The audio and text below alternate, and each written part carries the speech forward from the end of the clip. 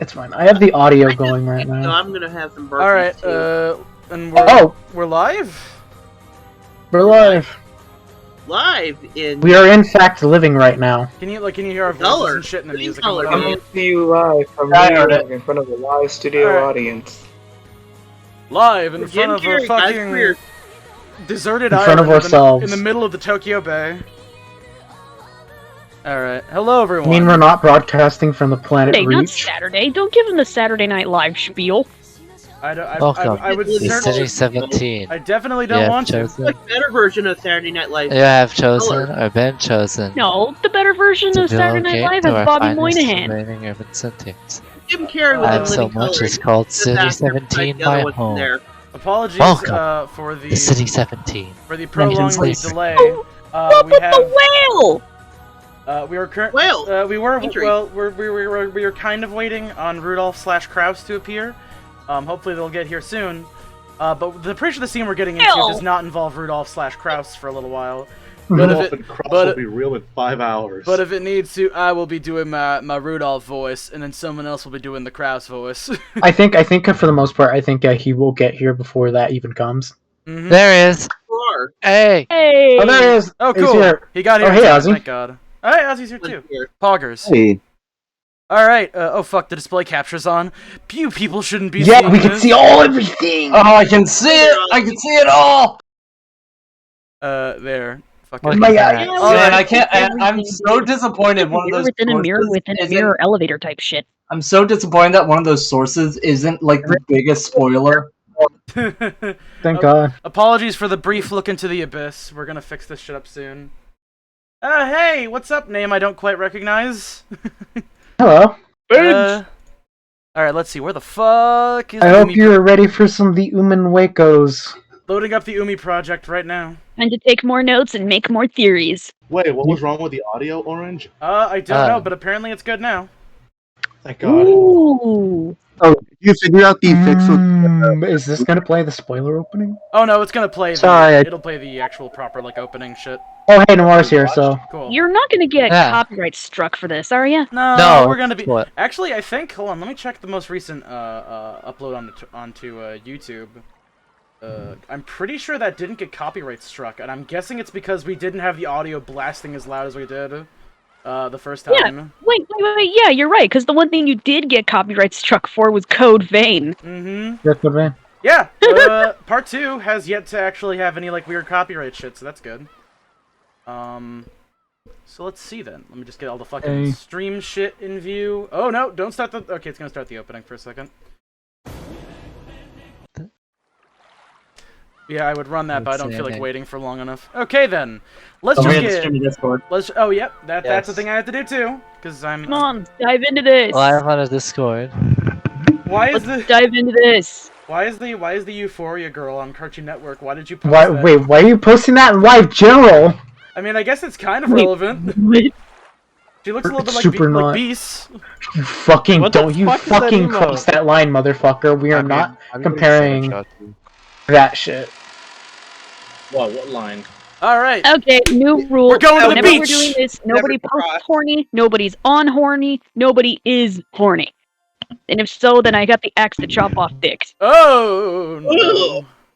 We haven't even gotten to the hashtag femdom yet. You guys were so bad that you had to get out the dick axe. Remember, Oh, I also have a dick Dick cleaver and a dick scythe. type hashtag What about the- femdom to have Oh, Beatrice yeah. appear in your room at 3 a.m. Alright. Alright, Let's go. let's go. We crossed the Let's hall. go. We crossed the hall again on our way into the entrance. As we did, we once again saw that witch's portrait. However, the word saw is probably not the best word to describe that experience. It was more like our eyes were drawn to it. That woman's eyes, with their sage-like glamour, definitely had the power to make those who looked at her stand rooted in her, to the spot. So this is the witch, Beatrice. Wonder if it's true.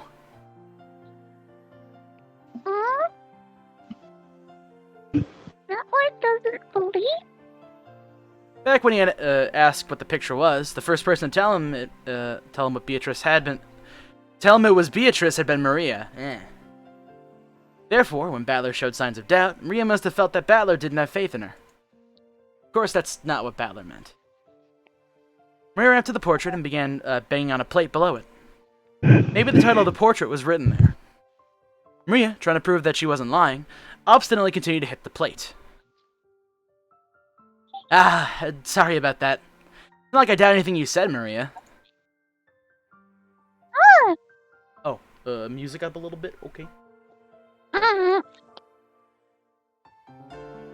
Marguerite! When he patted Maria's head and apologized, she seemed to accept it, sticking out her chest and proudly ooh-oohing.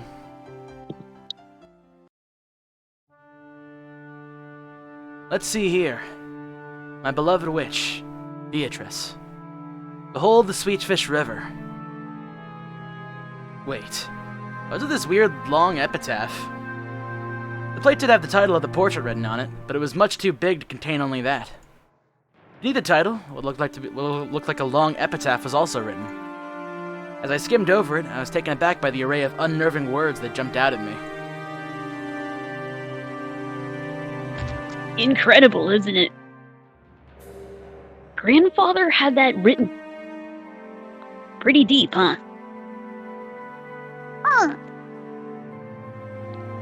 I know. It's the place where the gold is hidden. Wait, is that story about the Yashirmia family's hidden gold? There's another thing that takes me back. Wait, Aniki, is this for real?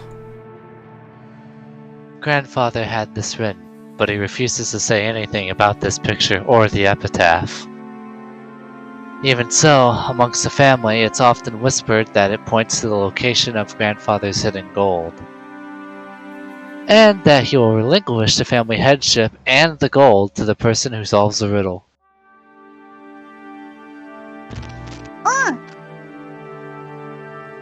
I heard that too.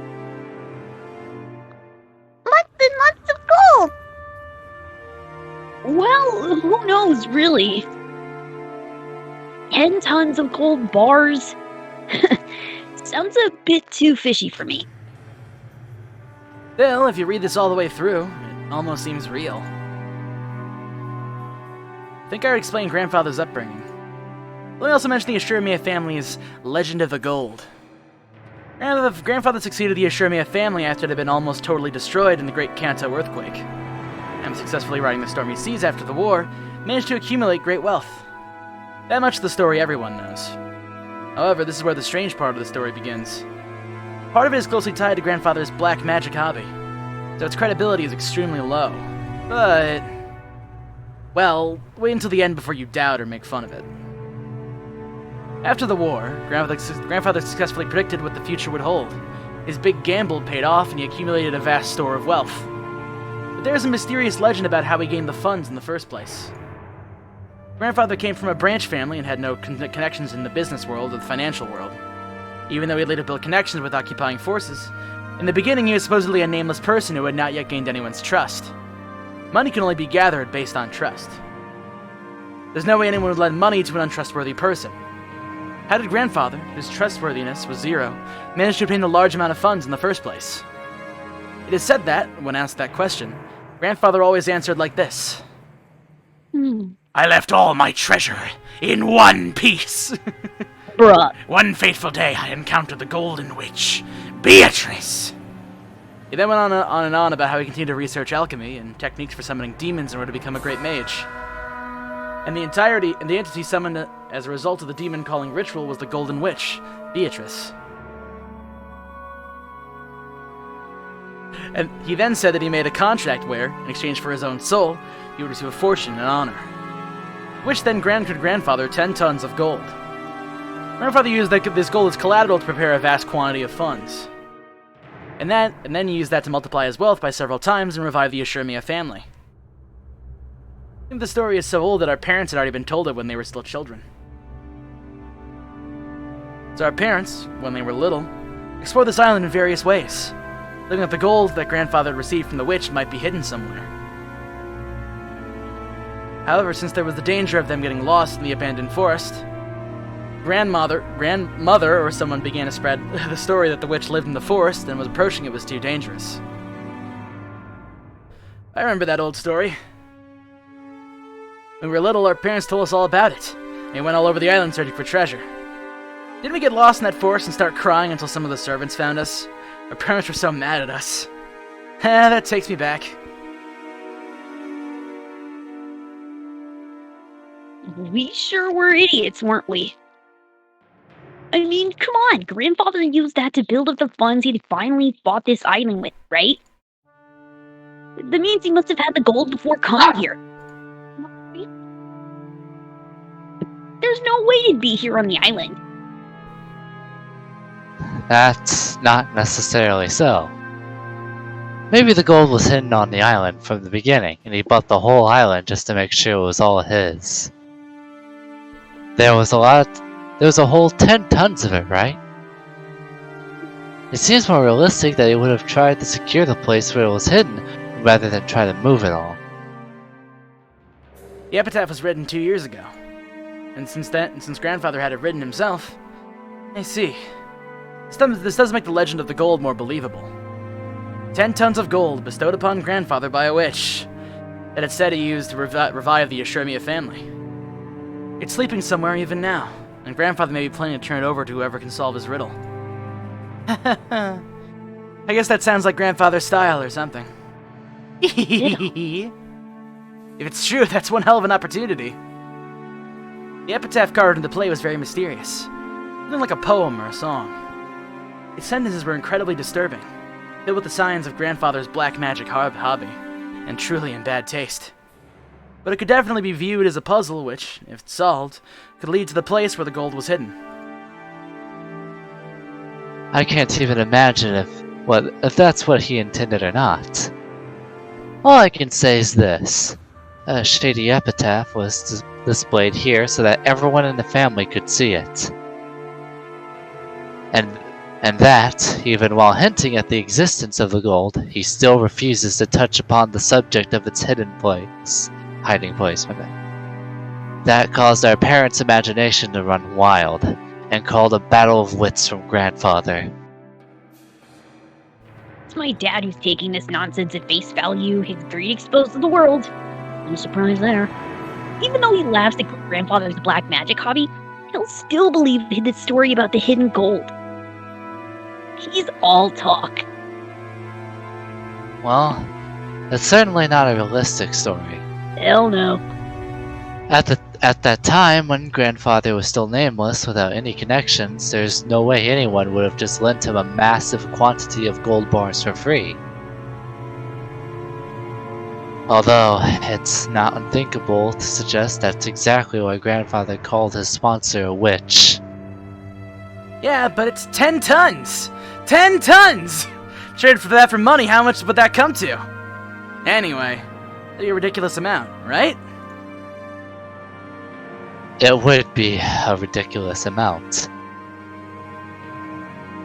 They say that the total amount of gold mined by humankind since the dawn of history is at most 100,000 tons. That 1/10,000th of all the gold humankind has ever obtained throughout history should be put to just this one person is just insane. And it should all be in one place. And that would be where a witch who could just lend it to Grandfather as if it was nothing. That would be no ordinary person. As for me, I think that number 10 tons sounds totally fake. In the first place, has anyone other than Grandfather ever seen it? And even if some generous witch lent him some actual gold, couldn't that 10 actually be mistaken for 10 kilos? Even 10 kilos would be a pretty incredible sum, right? 10 kilos of gold is how much? Maria, who couldn't keep up and felt like she was being spoken to in riddles, finally found a place where she could ask us a question. A question which I also wanted to ask right then. When I heard 10 tons, 10 kilos or 10 tons, that's an incredible amount. But I couldn't put a number on exactly how incredible. George Anarchy folded his arm and tried to remember the market price of gold. Well, gold is affected by speculation, and its price can also change depending on its purity and the trustworthiness of the foundry. You would also need to pay a commission to turn it into money. Still, it's definitely a precious metal, and some people even estimate that if gold mining continues at its current rate, within half a century, we will have mined all of it. Just guessing haphazardly. For 1 kilo, I think maybe a price of 2 million yen. What? What? I know I just plucked that 10 kilos figure out of thin air. But even that could be worth 220 million yen! What? I weigh 8 kilograms. Which means if we had Maria-chan's weight in gold, we can estimate it's worth at over 50 million yen. That's just mind-boggling. How much would 10 tons be then? It's 20 million for 10 kilos, times 1,000, so, that's it! 20 billion yen? What the hell? How much is 20 billion yen actually worth? I have to measure it by putting it in terms we could understand. I mean, they say that wages over a lifetime are 20 million, or 200 million yen. You grow up and work like crazy, sacrificing your life for your company, and as you approach old age, you're finally freed. And all that together, including the retirement money, it comes out to 200 million yen. In other words, this is the cash equivalent of a human's life. No. You would even call it the price of a life. What? We're thinking about a sum so enormous that it would require 100 of those lives. Assuming we're for 40 years from the age of 20 to 60. Then it's equal to 4,000 years of work wages. Some of money you could finally accumulate after working every day, starting from the Jomon period.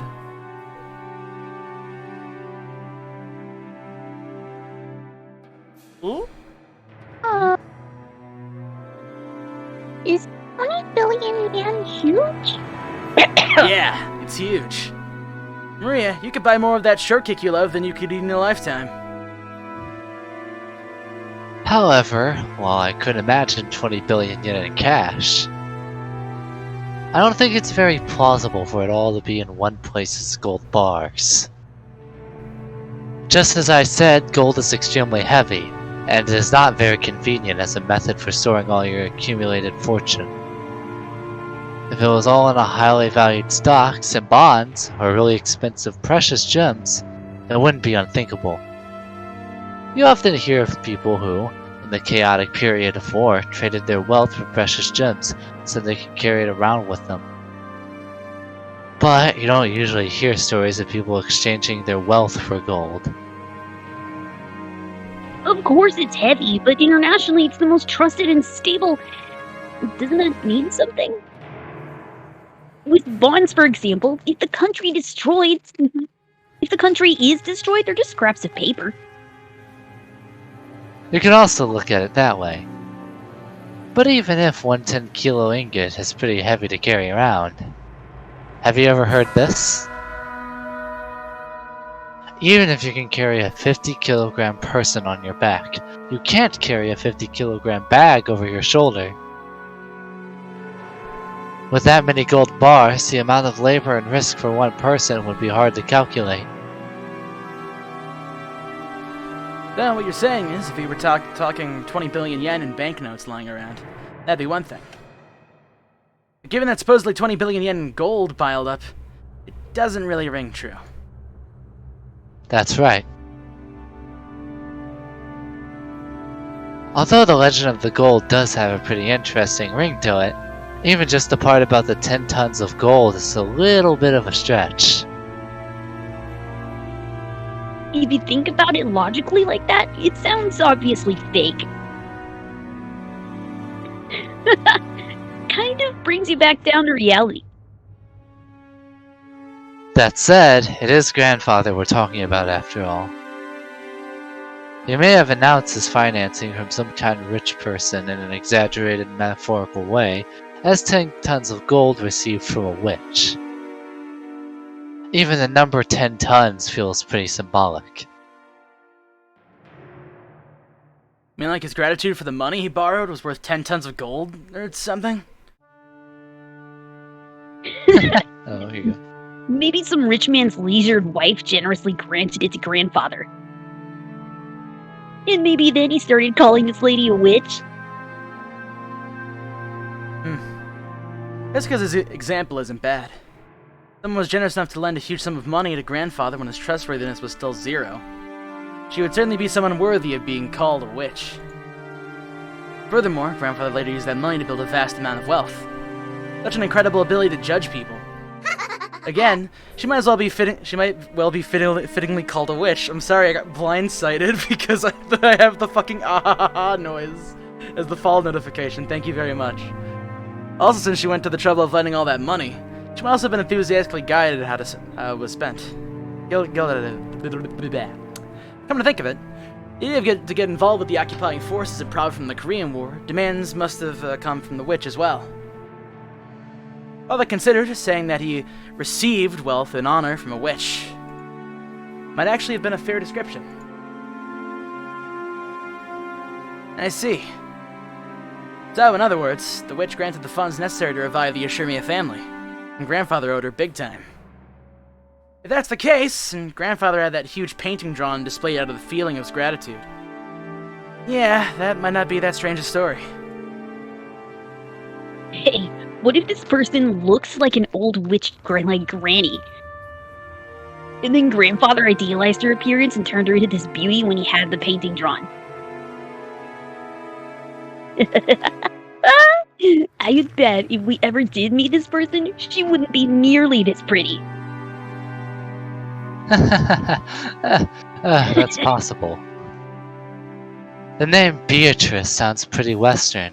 And if you think about how everyone in our family has Western-style names, maybe even the name Beatrice is a result of grandfather trying to rearrange some Japanese person's name to make it sound Western. I get it. Means this pretty girl doesn't exist outside this picture. Guess that means I won't be able to rub those elegant breasts. In the first place, isn't a witch a little weird? You could find something like that anywhere on Earth. As I laughed and made fun of the witch in an attempt to differentiate myself from the kid I was 6 years ago, who was afraid of the witch of the forest, Maria tugged on my sleeve. The strength with which she did so displayed a little annoyance. Huh? What is it, Maria?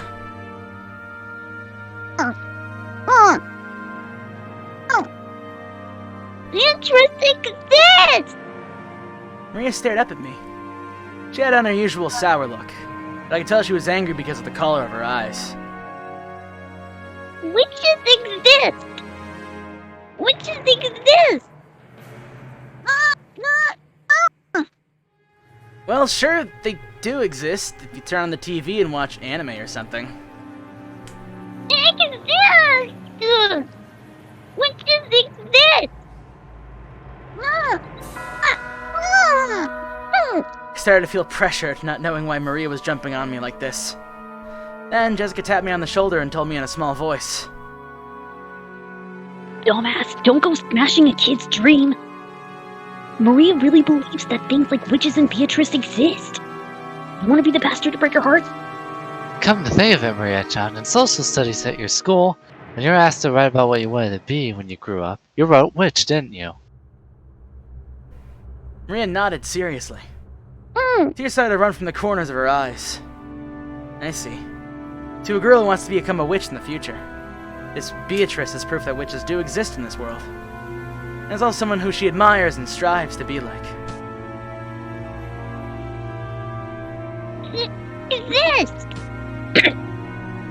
Exist! Witches exist! But Butler doesn't believe.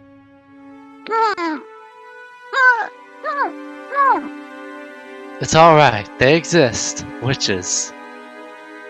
Oni-chan believes it. Georgianiki kneeled down and held Maria's head. Watching this, Jessica poked me in the side. So, that's what it is.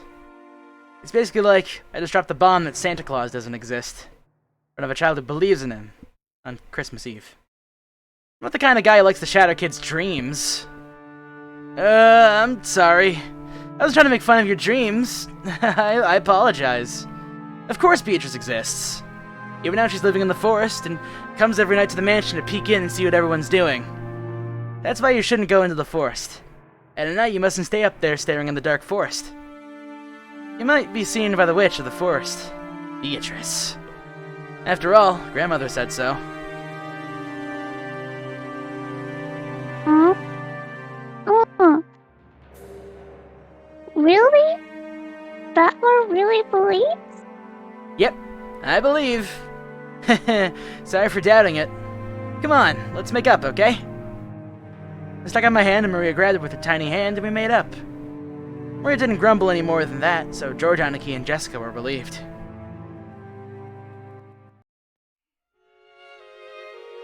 Oh. This is where all of you were? I was sure you had just left to go to the beach. Shan, carrying a basket, was surprised to find us all gathered in front of the portrait. Shannon! Well, this is the first time Battler has seen Beatrice's portrait. He was just fascinated by it. Yes, he does that, doesn't he? Yes, she does that, doesn't she? Beatrice-sama is truly beautiful. I am sure that she captivated the master. In addition to the patron theory, there's also a theory that she was grandfather's first love. Either way, although it's been several decades since he met her, even now she holds a special place in his heart. Which must mean that he's still captivated by her even today. Sheesh. Must make grandmother pretty jealous, right? I don't know everything, but yeah, that did happen, actually. Apparently, grandmother believed that he was cheating on her with some blonde-haired woman. Oh, good smell. Good smell coming from Shannon. Maria, sniffing, approached the basket Shan was holding with interest. Now that you mention it, I did notice a fragrant scent with the essence of vanilla. Ah, I apologize. I was told by Kumasawa-san to bring them to you all. Oh, what is it, I wonder? Oh, excellent. Cookies. Ah! Wanna eat cookie? Wanna eat cookie? Ah! Certainly. You may eat as many as you would like. But, Not sure whether it was really acceptable to serve cookies in a place like this, in front of a portrait. Shan sent us a glance which seemed to ask what we wanted to do. Well, thinking about it, yeah, that would be bad manners. Maria, why don't we eat these someplace else? Let's put the cookies in a bento and have a picnic. Ah! Have a picnic! Have a picnic! If we can eat cookies, let's go! Yeah, go get some fresh air. You shouldn't pick out food right in front of the witch. Oh, right. Didn't we say that we wanted to go down to the beach in the first place? Let's go! Let's go! Sharon-chan? Sorry, but could I ask you to get us a blanket to sit on and some flask of tea? Right. Certainly. Shan received her instructions and gracefully bowed before retracing her steps. We headed for the beach on our own. Everyone headed for the entrance in a group. Feeling as though the witch was staring down our backs, I turned around once more. Ah! Battler? You still don't believe? Oh no, I believe. That way is more fantastical. The Golden Witch Beatrice gave grandfather 10 tons of gold. And that gold might be sleeping around somewhere. Plus, they're saying grandfather wrote that strange epitaph as though challenging us to find it if we can. That kind of romantic story is way better. 20 billion yen's worth of gold! Even if we split it up between the four of us, that's still a ridiculous amount of money. 5 billion yen for each of us. Incredible! With that kind of money, any business would prosper. No way.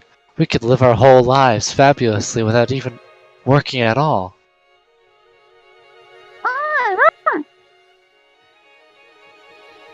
Not 5 billion yen!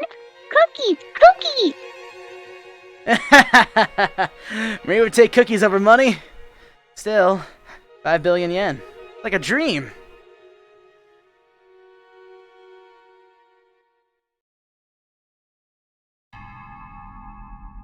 Back to the adults. Noir! Noir, you are needed. Gross. Grouse. Oh, he's eating steak. He's eating a steak. That's actually super fitting. Hey, Grouse, why are you eating this steak? Is it good steak? Oh, wait, no, he's back. He's good. We're good. We're good. That we were able to get a Is it response. truly And we're cool. possible Oh, that so you all very- believe in Father's legend of the gold? Story about a witch who gave him the gold and so forth, we obviously don't believe. However, there's no mistake about the gold. Multiple sources have confirmed the fact that Father was in possession of gold bars from an unknown source. We heard that before the Maruso Company president died, Father showed him a large amount of gold somewhere. Father stated clearly to him that there were 10 tons worth. That's just the nonsense of a senile old man. Along with Father, he was just fabricating a story. You can't take it seriously. If that gold didn't sorry, I need to get in the voice. If that gold didn't exist, he wouldn't have been able to gather so much funding. Before the president died, he was a person whose sincere personality gathered a lot of respect from many in the business world. He wouldn't have become a partner to such a fraud. Anarchy. The president of Maruso definitely saw it. 10 tons of it, clearly, with his own eyes. Even more, Dad let the president take one ingot at random and have it examined. The results of the examination showed that the 10-kilogram ingot had a purity of 4 nines. He said that the Ushiramiya family crest, the one-winged eagle, was carved onto it. Almost instantly, the Urushimiya legend of the gold spread among the fixers of the business world. Gold from an unknown foundry has a poor rate of conversion into money. Thinking that it was a chance for decisive profits, they accepted it as collateral, and as a result, Father was able to receive a giant loan. This is the most ridiculous nonsense I've ever heard. How old are you people? Are you still taking that fairy tale you heard as a kid at face value? Where's the proof that this 10 tons of gold even exists? Isn't it just the lies of Father and those who are closest to him? Of course it's just a story. But still, Anarchy. The amount of money that Dad raised required a suitable quantity of collateral. Even if the gold was just a rumor, that he must have shown them a treasure of comparable worth is an unmistakable truth. Don't you think?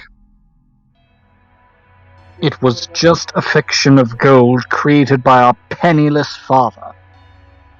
He made it seem that non-existent gold actually existed and fooled his sponsors.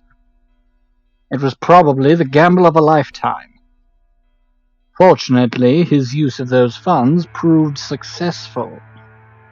If the Korean War demands hadn't come and the Ushiromir family hadn't been restored, Father would probably have been hounded after as the crook of the century. In that case, are you saying that the gold never existed, and Father made it all up? Of course. Therefore, after he had become sufficiently successful, the fiction of the gold was nothing but an inconvenience. So Father made up that absurd story about the witch and black magic and made the whole thing seem less believable. In other words, he revealed that the gold was a complete fiction. If he says that he received the gold from a witch, no one would believe that it exists at all, right? He may have even said it for all of your sakes. Nevertheless, some stupid offspring wanting to divide up this non-existent gold with the rest of the inheritance have appeared. Rosa, don't tell me that you believe this kind of a fabrication. I can't prove whether or not Father really has the gold. However, as one of Father's 4 children, I just want to claim my rightful share.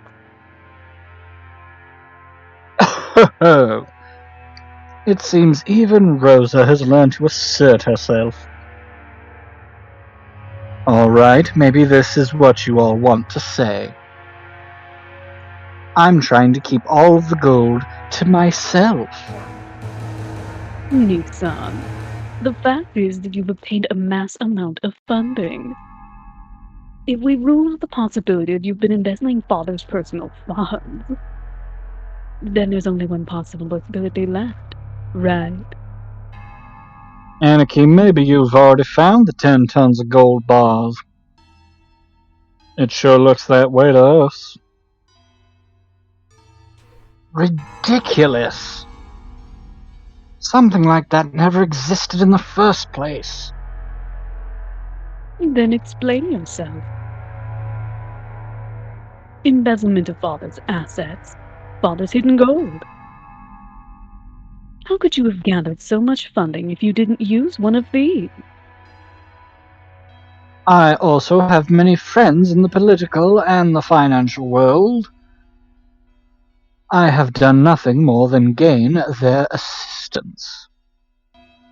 And as for that, I have no responsibility to explain it to you. You understand, don't you?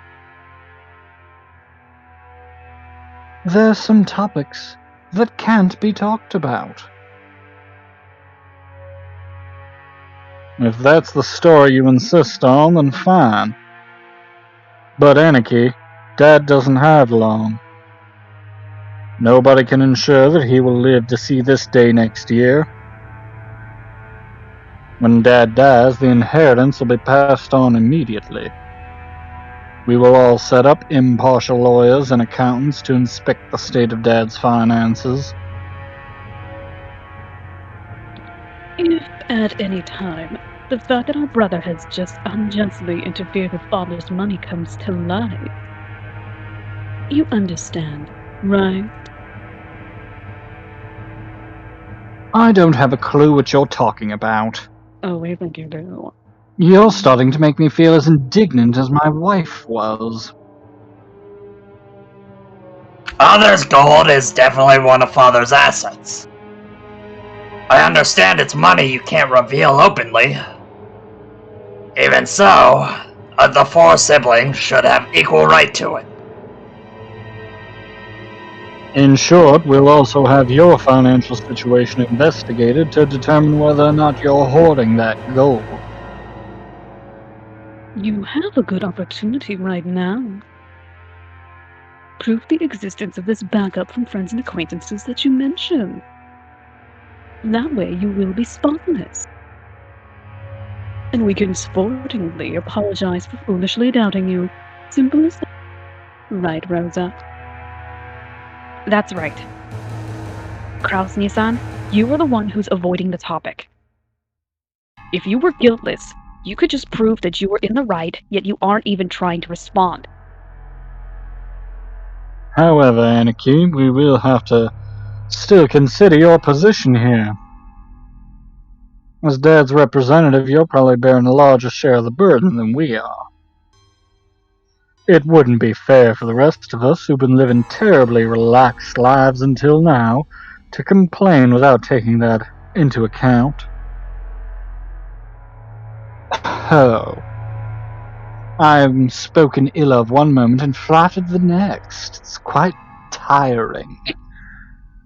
Please get to the point. In short, randomly investigating nitpicky aspects of Father's wealth seems to be pretty darn boorish. Seems to a pretty darn boorish way to do it. As you said, Krasny-san, you probably got movement of money that are difficult to explain. We understand that, and that's why we've come to consult with you. A mutually beneficial consultation. Consultation? Oh. When the inheritance is distributed, you will be rewarded for your years of hard work taking care of Dad by an agreement that is generous in your favor. Don't misunderstand us. It's not like we're saying that we will abandon our rights. It's just that when we claim what we deserve, it wouldn't be bad if there was a generous understanding of your portion. And that's what we mean. In other words, if you'll accept our conditions, at the time of the division of the inheritance, we won't mind leaving the investigation of Father's financial status to you, Krasny-san. All the siblings from Ava Down suspected that Kraus was trying to steal their father's wealth. In that situation, letting Kraus report on the state of their father's wealth by himself is extremely contradictory and a huge concession. If, as they claimed, Kraus was actually embezzling money, Kraus would be able to hide that fact. Besides that, it would also be possible for him to control the distribution of the inheritance in a manner favorable to himself.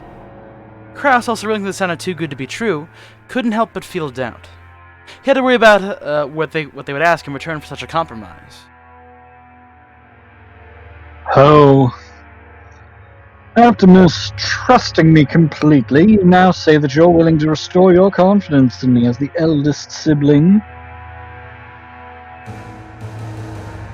And what are you asking for? Just what we deserve as siblings. You aren't the kind of person who would steal Dad's property. However, there's no patron financing you. Considering all that, there was a certain explanation that would satisfy the rest of us. Done. You found the 10 tons of gold, and used that as collateral to gather some funding. Yes, just like Father did in the past, right? If that's the case, there won't be any funny bits in Father's finances. You've always been a good son looking after Father. Why would we mistrust a person like that? You're being so roundabout, I can barely understand you. Say it more clearly and specifically, if you would. Our first condition. Anarchy, you must admit that you found out the gold. Are you asking me to admit that I possess gold that doesn't exist? Our second condition. Recognize our rights to a share of the gold and pay it to us. How foolish. With the non-existent 20 billion yen of gold, that would be 5 billion yen per person. Are you telling me to pay a total of 15 billion yen? Preposterous. Keep listening until the end. We know that much money can't just appear out of nowhere. We're not asking you to make an impossible deal. Of course, regarding the portions of the gold, we plan to reward you sufficiently for your hard work up until now in our calculations.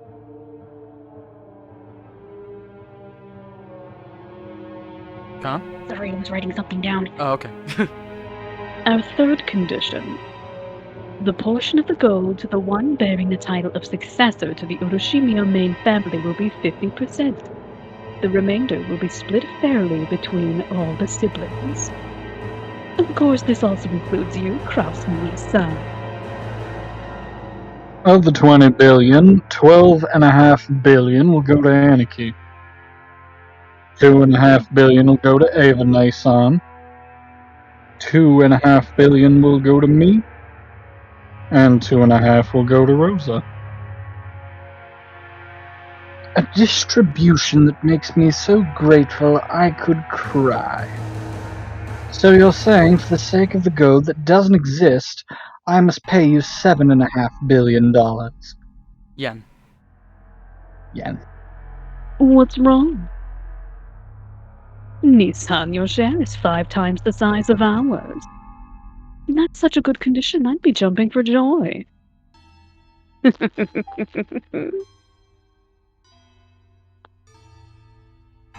Our fourth condition. The dividends will be paid out along with the distribution of the inheritance at the time of Dad's death.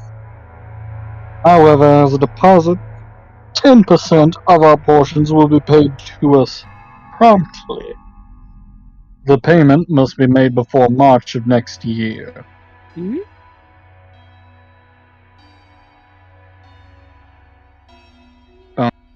Oh, sorry. What do you think, Krasny-san? This is an ideal chance for you to restore the trust that you need to run Father's assets, isn't it? Of course, it might be impossible to get a whole 7.5 billion before Father's death. However, you can't say that you can manage a deposit of 750 mil, right? Paying 700 million in half a year might be slightly bothersome.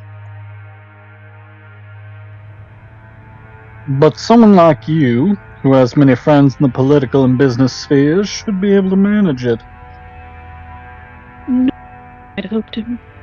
Hang on, my mic is open a little long. Give me a sec. No problem.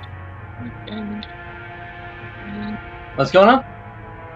It's just in my contact. Normally, I'd hope to receive the 7.5 billion right now, all at once. But I'm concerned for your position.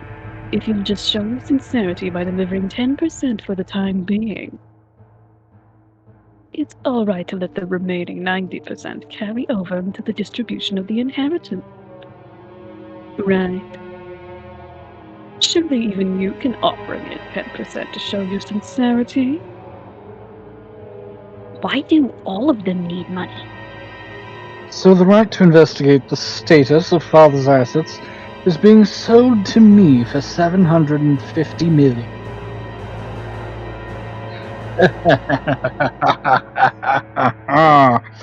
Isn't that great? You all sure have grown.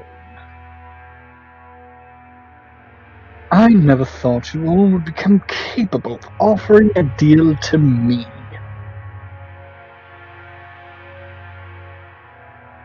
Nissan, if you accept these, the rest of us siblings will leave the investigation of Father's assets to you. However, the results of that investigation will be subject to appeal. It's only natural, right? We'd be sad if you adjusted our portions downwards by 7.5 billion. As a general rule, we wouldn't complain. As long as you do it neatly, it's fine. As long as you don't do anything significantly obvious, we don't plan to aggravate anything. We want the inheritance quickly, as much as you do. I don't want to get all drawn out and led astray. In case of an appeal, who would do the second investigation? That can be yours as well. This will probably be the first and last opportunity for us siblings to discuss this. I trust you not to let it come to that.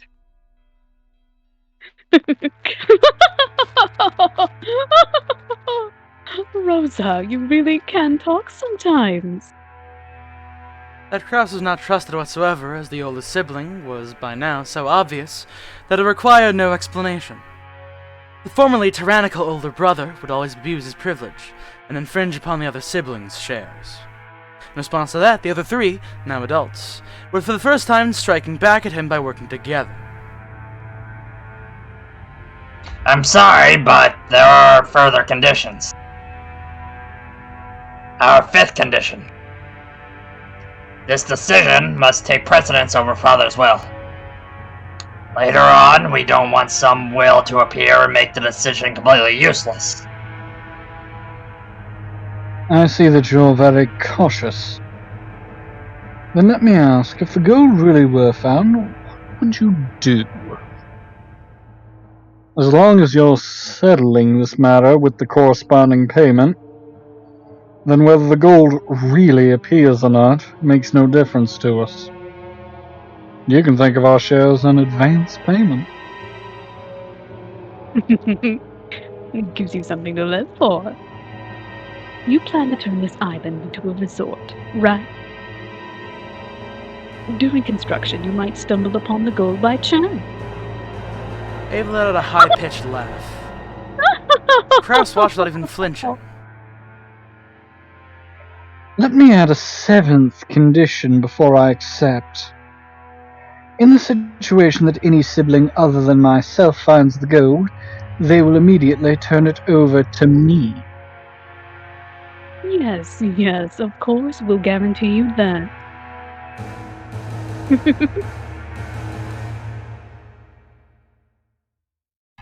Insignificant details.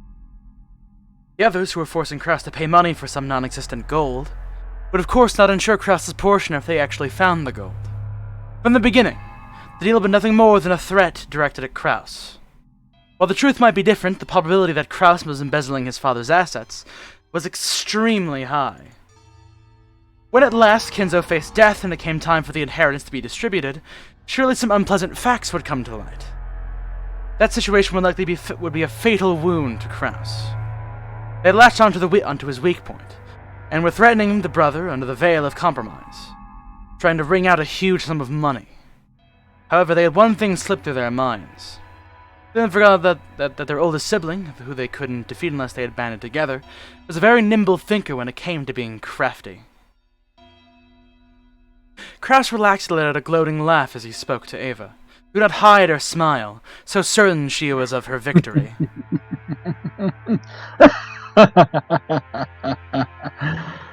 This all sounds marvelous to me. I had been feeling a deep pain in my heart at my estrangement from the rest of you.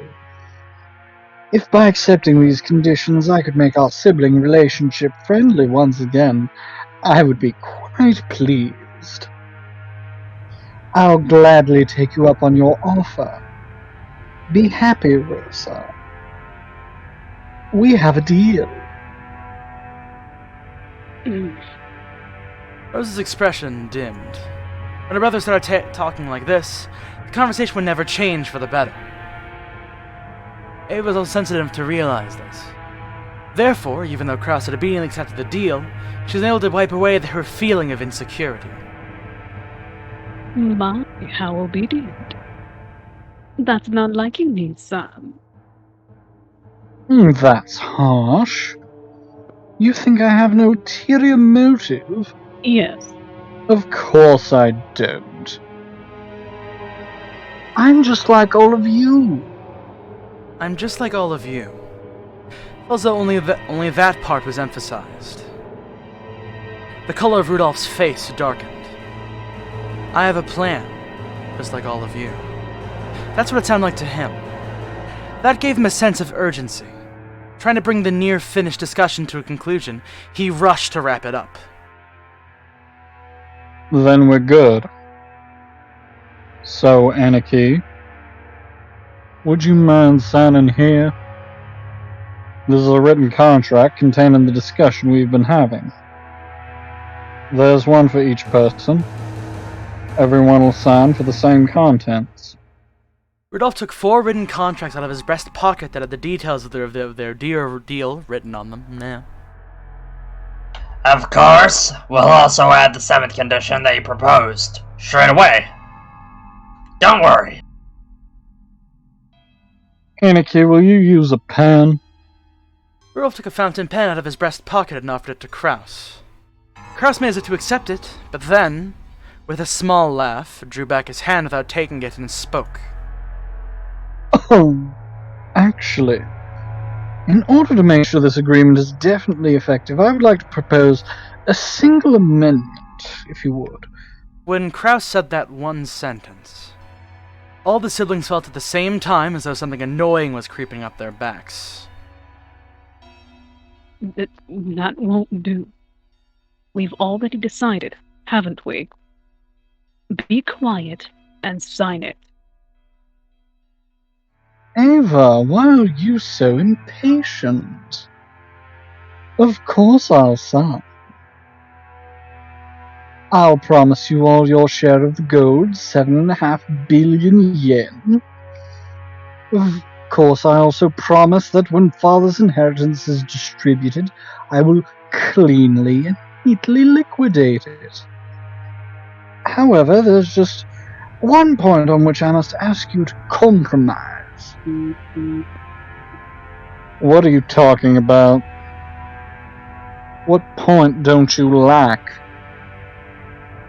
The part about promptly paying 10% of each portion, the 750 million yen. As you pointed out, my financial situation is not prosperous. While I am guaranteed to definitely collect on various future investments, at this time I have no choice but to admit that I am very poor. In short, I have absolutely no money that I can move around right now. I'm incompetent, and my business skills and senses are dull. An unfortunate such as me, to use your words, has no power to move 750 million in just half a year. That can't be true. Are you trying to deceive us with offhand remarks? At the time of the division of the inheritance, I will liquidate everything at once. Remove the condition that I must pay you 10% in advance. That's all you have to do to get me to sign. Krasny-san, that 10% is nothing more than a number to measure your sincerity, isn't it? Strictly speaking, we shouldn't even be making you a deal in the first place. We're doing you a big favor by offering to let you slide for just 10% in good faith money.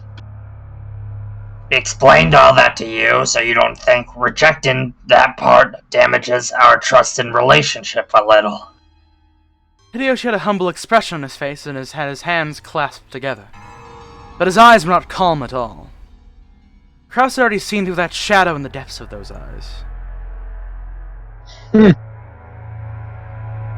Why are you all so hurried? Or are you possibly afraid of something? Rosa, won't you at least tell me? Secretly, without telling the rest of the siblings. It's not like I... Quit it, Aniki. All we're asking is whether you're gonna sign or not. Just forget about any strange deals of anything suspicious. Oh? So I have no margin for negotiation. Do you claim that my position is so weak that we're not in an even relationship? Shivers began to crawl up Rudolph's back. Ever since he was a child, he had never been able to overcome the height of the wall that separated him from his older brother.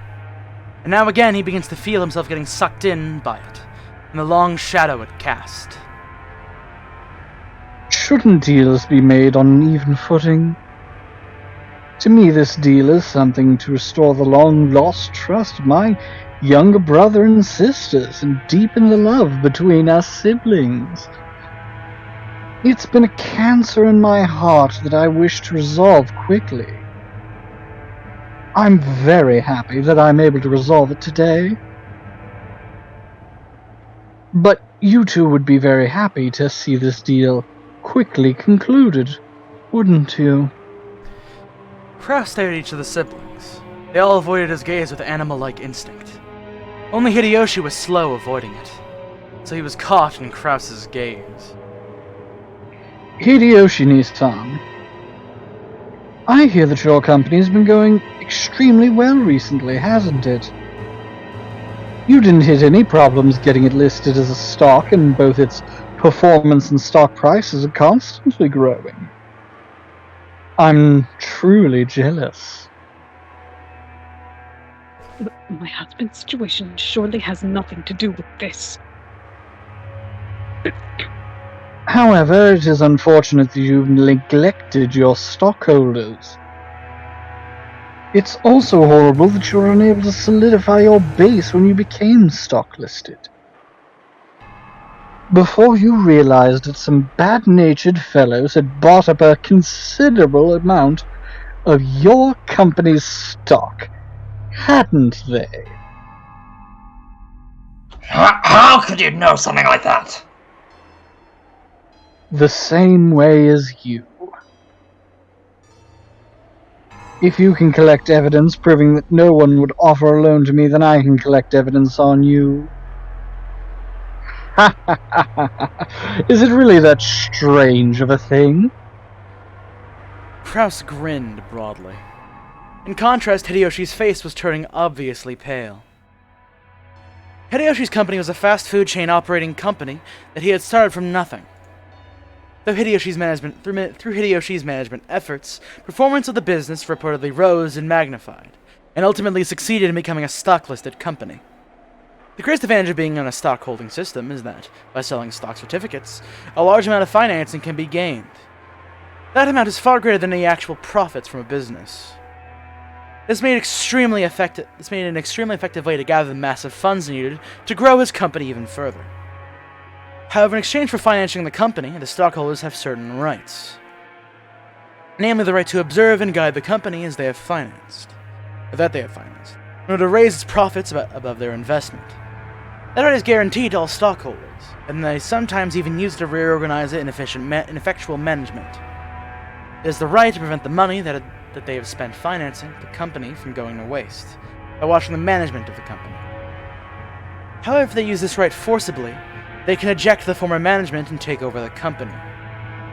Because the general body of all stockholders has this power to dismiss the management and nominate new management.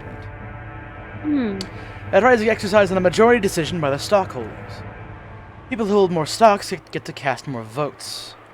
In other words, if some person or group holds a majority of the stock, they can freely chase out the old management and make the presidency anyone who they would like. If they want, it's even possible they can make themselves president. Many companies, in order to prevent their stocks from being bought up by malicious people and their position from being threatened, take some kind of defensive measures, such as having their own employees or people close to them buy a lot of stock certificates, in order to prevent a hostile group from securing the majority. However, since Hideyoshi's company had only recently become stock listed, they hadn't had the time to strengthen those defensive measures. No, maybe Hideyoshi himself was so engrossed in the management of his company that he hadn't realized the dangers of being stock listed. So to say whether he should be viewed as a kind-hearted and skilled manager immersed in management, or a foolish manager who had his feet swept out from under him. But in any case, there were people out there who would not let him get away with that naivete unscathed. They rapidly brought up Hideyoshi's company's stocks, and instantly gained a significant amount of power. They then sent anonymous documents to the stockholders and began to capture the majority. The documents read that the current management continues to make pointless investments and is ignoring the needs of the stockholders. Let us force the current manager to retire, cut the current wasted investments, and let this company be born again as one that gives more back to the stockholders. It's very difficult to make the actual state of the company's management known. They maliciously twisted the figures Hideyoshi had produced from a tiny amount of sleep, and a constant concern for his company made him lose the trust of the stockholders. Their effort had almost collected a majority of the stock in his company. At that point, even Hideyoshi noticed and started to buy back the stock, but the stockholders, who had realized the company was undergoing an acquisition maneuver, demanded a ridiculous price for the shares that Hideyoshi was trying to buy back. They continually tortured Hideyoshi, who had no leeway in the negotiation of the price. One of the certainties of capitalism is that the value will rise when both parties vie for the same thing. And one of the certainties of democracy is that the majority controls everything. Oh, fuck. So in the end, whoever manages to buy up the most stocks wins. So whoever has the most money wins. If Hideyoshi could obtain a large sum of money at this critical time, he'd be able to avoid losing all that which he had built up. Therefore, more than anything else, he wanted a lot of money right now! Oh wait, you actually quoted that in the tweet, fuck. Mm-hmm. He couldn't wait for the division of Kinzo's inheritance, which may not happen for some time. And you, Rudolph, you've been in a lot of trouble lately, haven't you? They say it's scary overseas, but it seems that's really true. American trials are settled quite emotionally. They won't give a generous judgment to a foreigner. What? Weren't you advised by your lawyer that making a settlement with the other party would be more economical in the end? What is he talking about? It's just troubles at work. It's no big deal. It'll be settled with money. Kyrie quickly recognized what Rudolph's complicated expression meant. Her husband had gotten wrapped up in some kind of trouble without her knowledge, and had been suffering alone. That's right. In this world, anything can be settled with money. After all, it can even buy back the broken bonds between siblings. America is very fussy about the violation of rights. But with money, anything can be settled. Long live capitalism.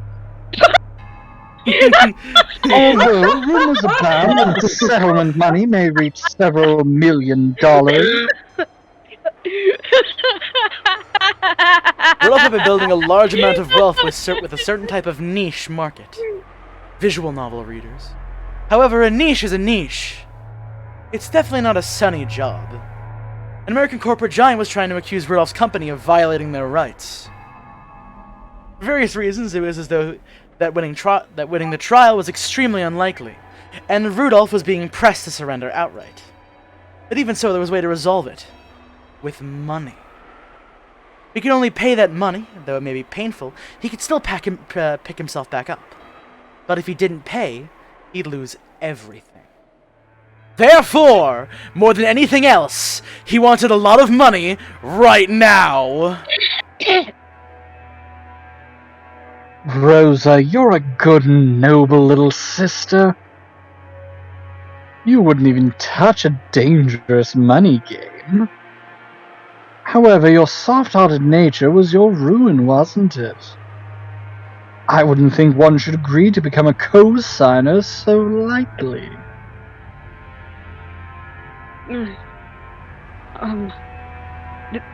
That has nothing to do with you, Kraus-san.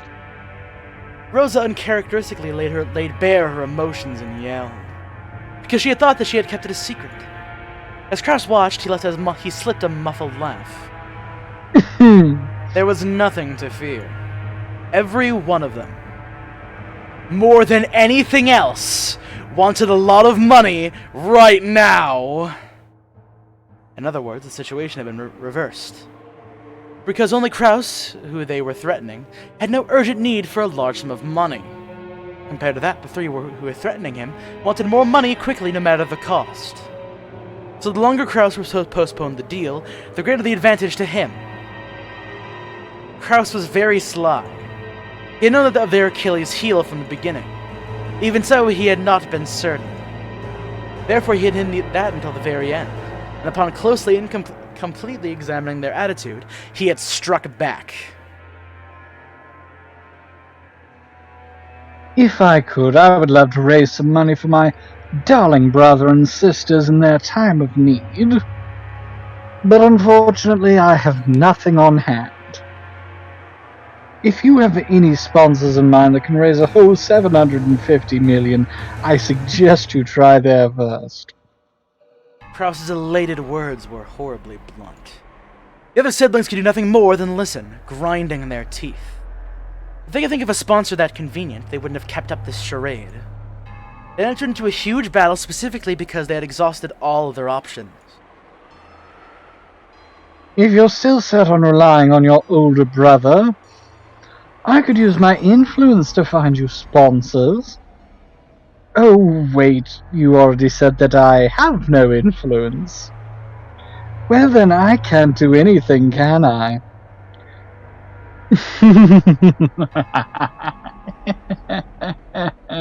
Krause's low, gloating laugh began to fill up the parlor. The younger siblings who had, until now, been driving the oldest brother into a corner could nothing more than grimace and grind their teeth. Eva! Don't make me laugh. As if I would put myself in your debt. Don't make me laugh. Don't make me laugh. If we relied on you, how would you help us? I told you, didn't I? All I can do is find other sponsors for you. Of course, I will do my utmost to negotiate so that you can borrow the interest as well.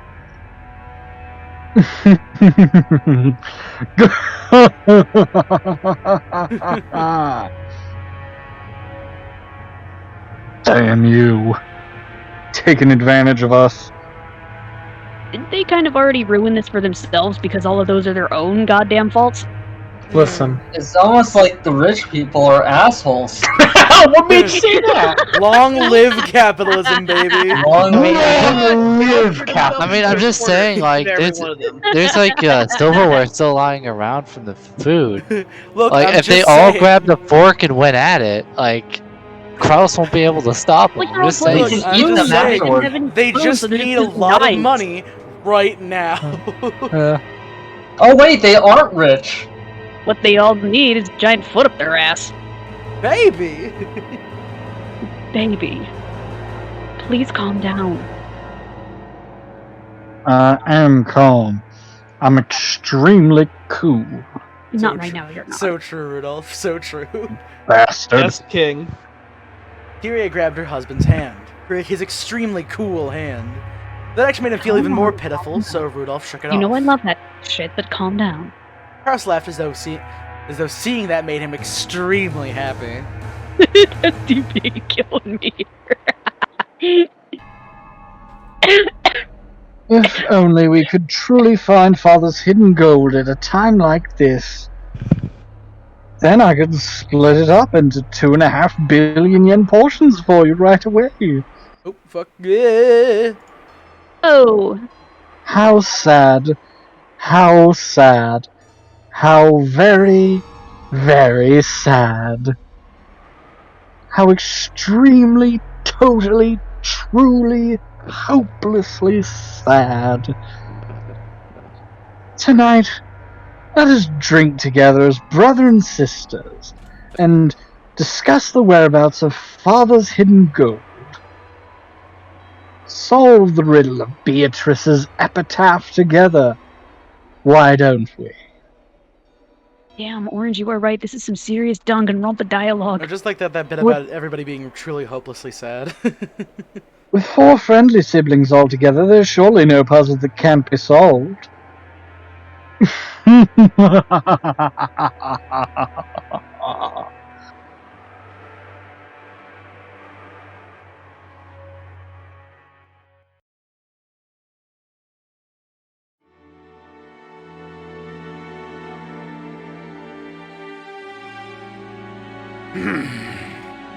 How interesting. And what are the conditions that they attached? Certainly. Whether or not Kraus-sama actually discovered the gold, he would pay Eva-sama, Rudolph-sama, and Rosa-sama a total of 7.5 billion yen for their shares. However, 10% of that would be paid before March.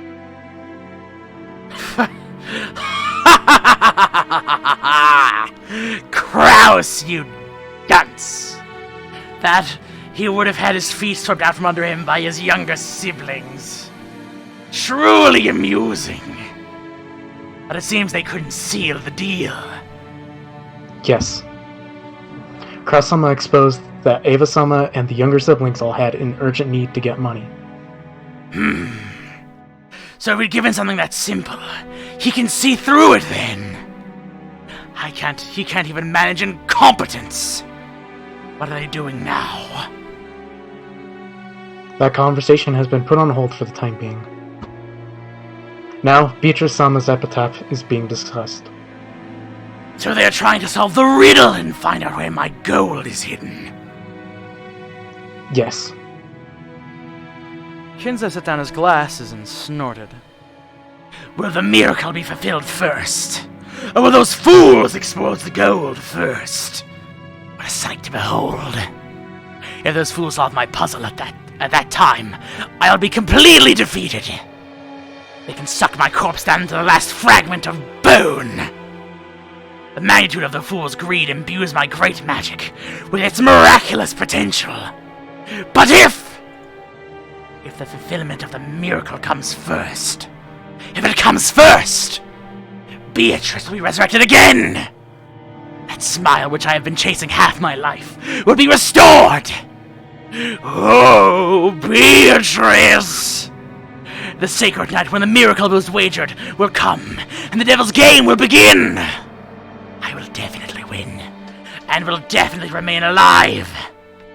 You have the lives of all the others, and wealth or honor, or assets, or gold, or anything. I want to see your smile one more time. Kinzo choked, apparently in great pain. Ken then got close and tried to pat his master's back, but Kinzo signaled that he didn't need to. Do you know why I went to the trouble of exposing the hidden location of the gold, so that everyone could see it? No. It's because of the magical powers determined by risk. You're the number of the people who try to discover Beatrice's gold. Look at the danger of that happening. And assuming that the bet is successful despite those long odds, the magical power will bring about an even grander miracle. In other words, magic is a game. If it is not true that the most superior person will become the winner. The winner becomes superior because he is granted magic. Do you understand? Just the miracle of life is granted precisely because of a victory against divine odds of several 100 million to 1. Is that a little difficult for you to understand? My apologies. That's fine.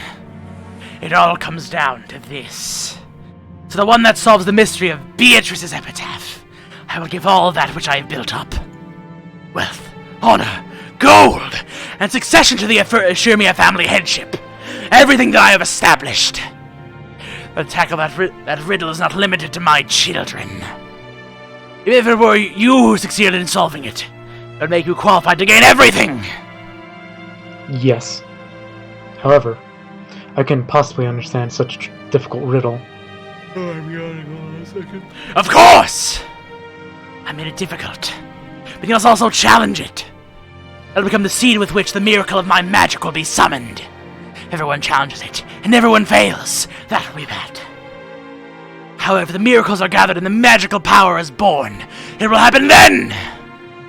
Beatrice will revive. Therefore, you too must challenge it. All must challenge it. And in doing so, they must give strength to my magic! Do you understand?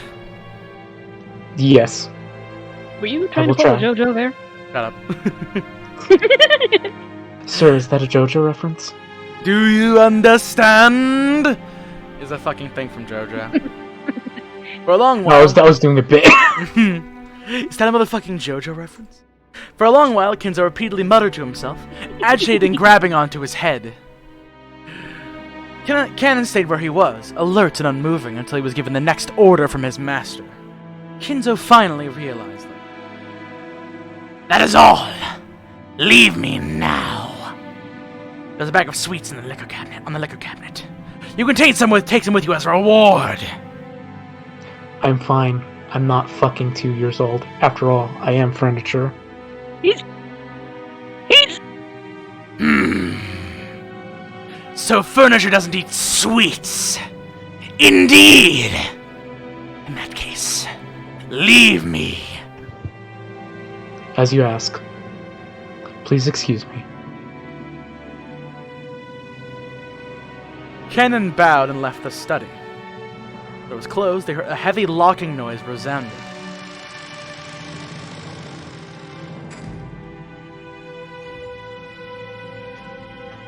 That was the 5th tirade today.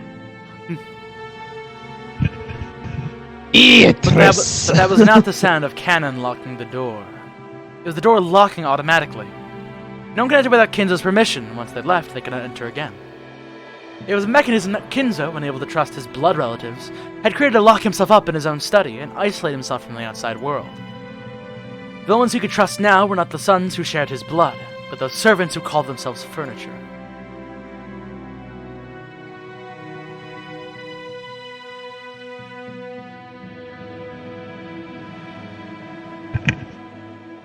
Dr. Nanjo, is something the matter? Genji! It's just that I had no place in there anymore. With a bitter laugh, Nanjo turned to face the door to the parlor. Because of the motion, Genji understood what Nanjo wanted to say. For the most part, Genji also understood the family situation. It must have made him want to frown. Thinking that right now, in the parlor, the master he served was being discussed somewhat disrespectfully. But it would have been very difficult to gather this from his indifferent expression. Still, it isn't clear to me why did Kinzo-san have something so provocative written, I wonder. Nanjo looked at the portrait of Beatrice. No, he actually directed his gaze beneath the portrait at the plaque with the epitaph. I fail to understand the master's thoughts. I sense that they run very deep.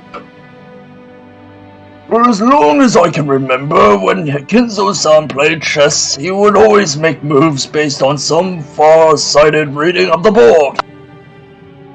Sometimes even moves that were incomprehensible. For an average person like me, it's impossible to see through whatever he's planning. I personally suspect... Fuck! Sorry, let me try that again. I personally suspect this may be some kind of will from the master. He most likely intends to entrust his assets and the family headship to whoever manages to comprehend it. Hoping that the danger of some outsider like myself solving it would force the 4 siblings to work together to solve the riddle. It could be something like that then. Kinzo-san may have rudely disparaged the children, but he might also be hoping that the siblings repair the relationship.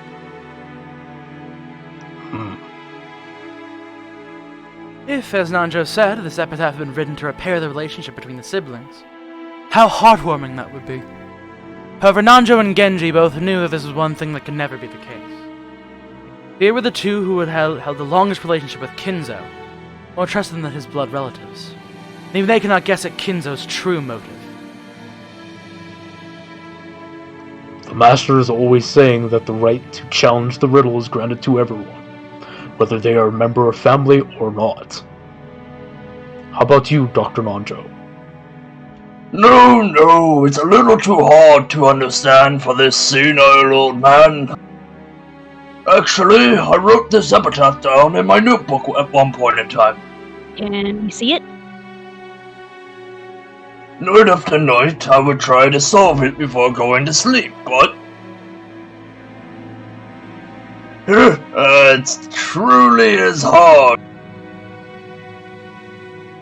I believe it shall continue providing me enjoyment for the rest of my days. What about you, Genji-san? I am nothing more than furniture that serves the master. Gold and assets are useless to me.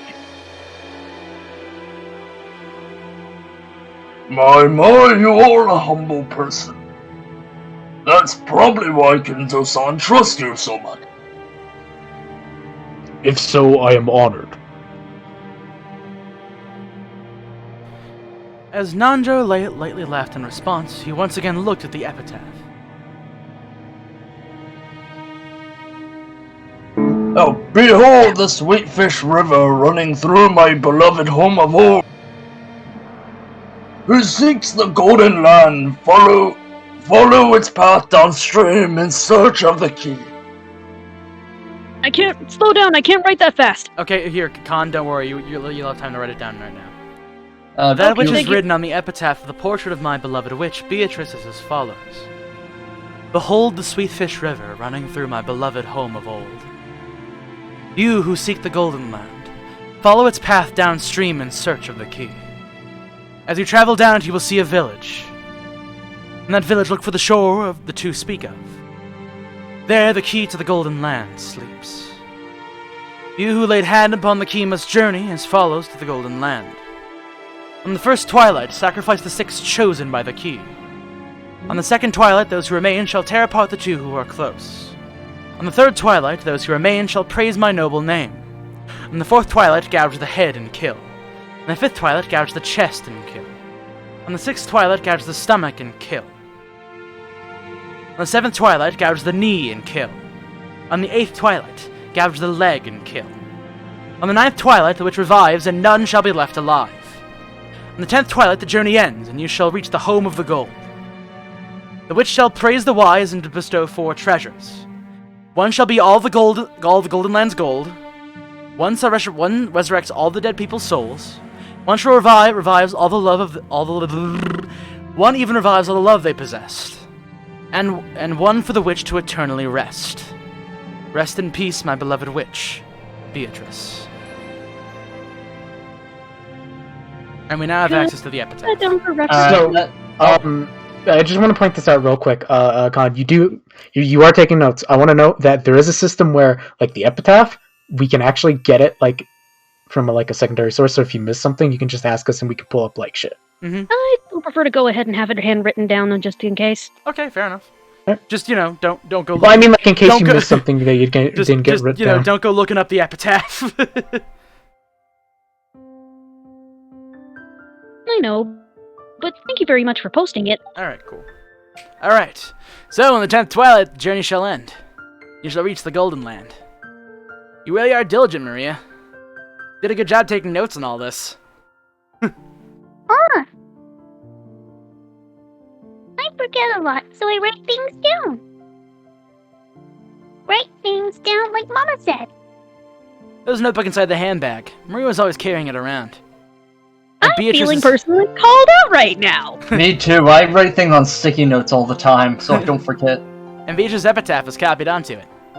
Thanks to that, you're all able to challenge the puzzle of the epitaph while here on this beach. For Jessica and the others, there was a puzzle that they had already tried to solve several times, and had already gotten bored with it. But it was a first for me, and I was so excited that I couldn't stop. It really tickled my male sense of romance. Let's start with that first line. Behold the Sweetfish River, running through my beloved home. I'm just gonna say the line as I know. It's my beloved hometown, not my home of old. Where was grandfather's old home again? I heard that before the war, the Yoshiramiya family had a mansion near Odawara. So that said, you'd want to know about a Sweetfish River that flows through Odawara, right? Yeah, because that river's the starting point. And then it's got you who seek the Golden Land and follows the path downstream in search of the key. What rivers are in Odawara? It's gotta be the one with Sweetfish swimming in it. For Sweetfish in Odawara, that it'd have to be a Hayakawa. How do you know this information offhand? Just for research. Geography. It's famous for its mountain stream fishing.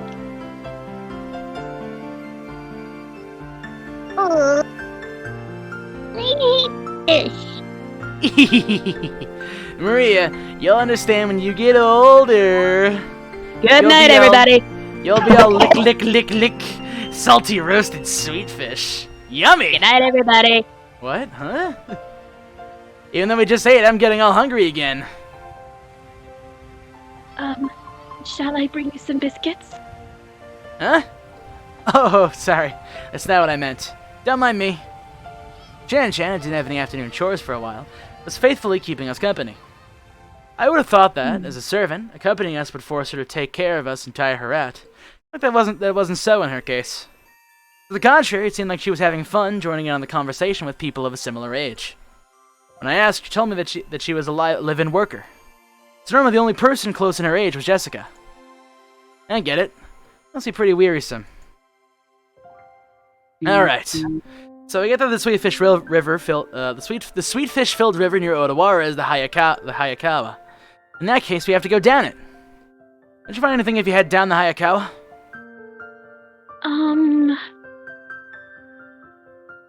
If you follow it downstream, you'll arrive in the ocean. Of course, you reach the mouth of the river. And the third line of the epitaph was, as you travel down it, you'll see a village. By the way, since long ago, the mouths of rivers have generally been key points for transportation, and large cities tend to be built there.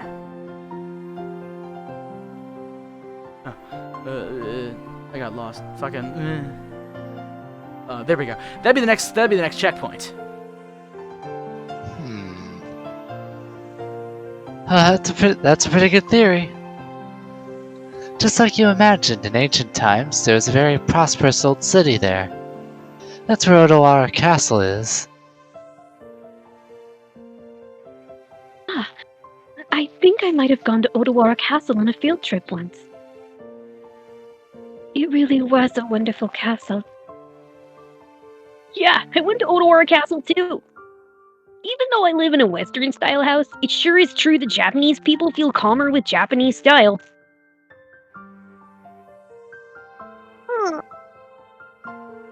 These things castles are boring. Theme parks are better. I see. Alright. Find the gold, the great Battler-sama will generously reserve the whole theme park for a day, and let you play all you want. Still, Odawara Castle. The hidden gold of Odawara Castle. Oh-ho! Kind of has the right ring to it, don't you think?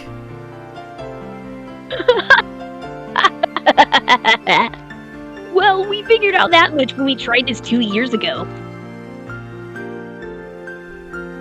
The village down where the rivers and the Sweetfish swim in Odawara. We figured that it was probably somewhere near Odawara Castle. The problem is the next line. Alright, let's see where your strange reasoning can take you. Jessica grinned broadly. Seems like she was saying that if the puzzle could be solved so easily, she would have found it long ago. Damn it. I'll definitely find it and keep it all for myself. The fourth line. In that village, look for the shore the two speak of. I don't know what it means by the two, but anyway, the shore. What does it mean by the shore? Any place near there with shore in its name? I have heard there is a place called Sogokishi in Odawara. Huh? Wow. You sure know a lot. So, what does that mean? Shan, are you also after the gold and trying to solve the riddle? That makes us rivals. It's not I'm interested in the gold. It's just that the George-sama told me about it before. That's because we reached this conclusion 2 years ago. We even went and laid out a map and looked it up. It was about 5 kilometers to the north of Odawara Castle.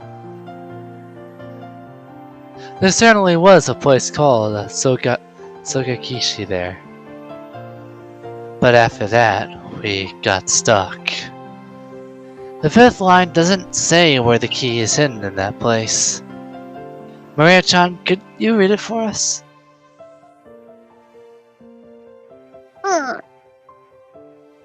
There's the key to the Golden Land Suite. I read it! Sokakishi is probably large and there was never any house built there by the Yoshimiya family. With no hint of where the key is hidden in that huge area, we pretty much have to throw in towel. You're right. Without the key, we can't advance to the next line. George Aniki, what kind of place is Sokakishi? I'm not sure. I've never been there, so I don't really know. But according to the map, it's in the mountains. I'm pretty sure it's at the base of Mount Asama. It doesn't sit right with me here. Proposals for the hiding place of a treasure meant to be a bit more exact than this. I get the feeling we're barking at the wrong tree with Sokakishi. About that, Sokakishi looks suspicious to me. There might be some house there that we just don't know about that grandfather lived in when he was a kid. I mean, the first line did go on about his beloved home of old. Shannon, grandfather has you pouring drinks and stuff for him a lot, right? Haven't you ever been made to listen to stories from his past? The master almost never speaks of his past. However, I've heard him speak of the great Kanto earthquake that almost destroyed the Yoshiromiya family as though it had nothing to do with him. So he may have been living far away from the Kanto area. The Yoshiromiya main family may have been living in Odawara, but the branch families probably weren't limited to that. Grandfather often called himself a branch of the branch family, and the least connected to the succession. After all. So, in other words, the beloved home of old might not even be Odawara at all. I've never even asked about grandfather's old home. Ugh. And he probably wouldn't give it away if I did. If the so-called beloved home of old is referring to the Yoshiromiya family's roots, then the Odawara theory is wrong from the beginning. Of course, this doesn't remove all possibility that there was Sogakishi. For example, he could have lived in Odawara when he was very young, but then moved far away later.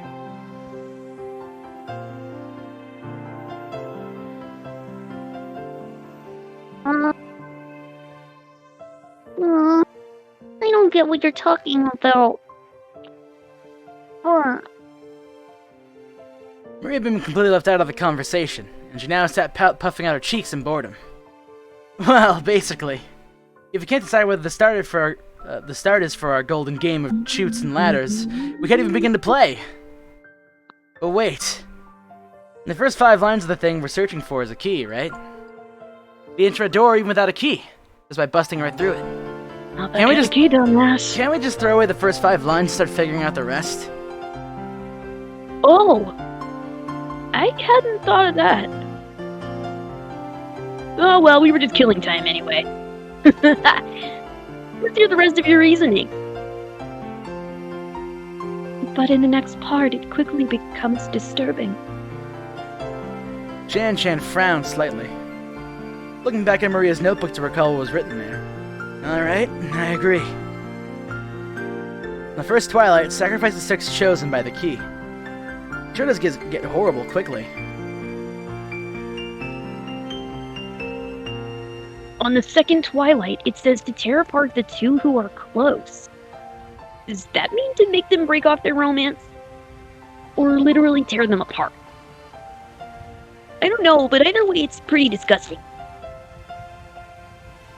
Even if we ignore the meaning of that second line, on the first twilight it's 6 people. And on the 4th to the 8th twilights it's 5 people. So at least 11 people must become sacrifices. Sacrifices to revive Beatrice. I see. Sacrifices to bring back the witch. I guess you could take it that way. As a result, the witch revives in the 9th twilight. Now, this last part is glorious. On the ninth twilight, the witch revives, and none shall be left alive. So everyone dies in the end anyway. And then it's got the goal finally being reached on the 10th twilight that follows. Not sure how anyone shall reach the Golden Land if everyone's dead. It seems to allow for different interpretations as to whether or not the traveler who holds the key would be included in the none shall be left alive part. Oh, I'm yawning. There's something pretty interesting written at the end. The lines about how, after reaching the goal, 4 treasure will be given by the witch. One shall be all the gold. The problem is the next one. It shall resurrect all the dead people's souls, right? Isn't it this refers to everyone that died in the earlier lines? If you put it like that, the next one, the part about even reviving the love they possess, might be referring to the pair torn apart in Second Twilight. That's right. And the 4th one refers to the 9th twilight. The 4th treasure is putting the witch, revived on the 9th twilight, back to sleep again. If we interpret it favorably, it's hectic with people dying and being broken up, but it's all made well in the end.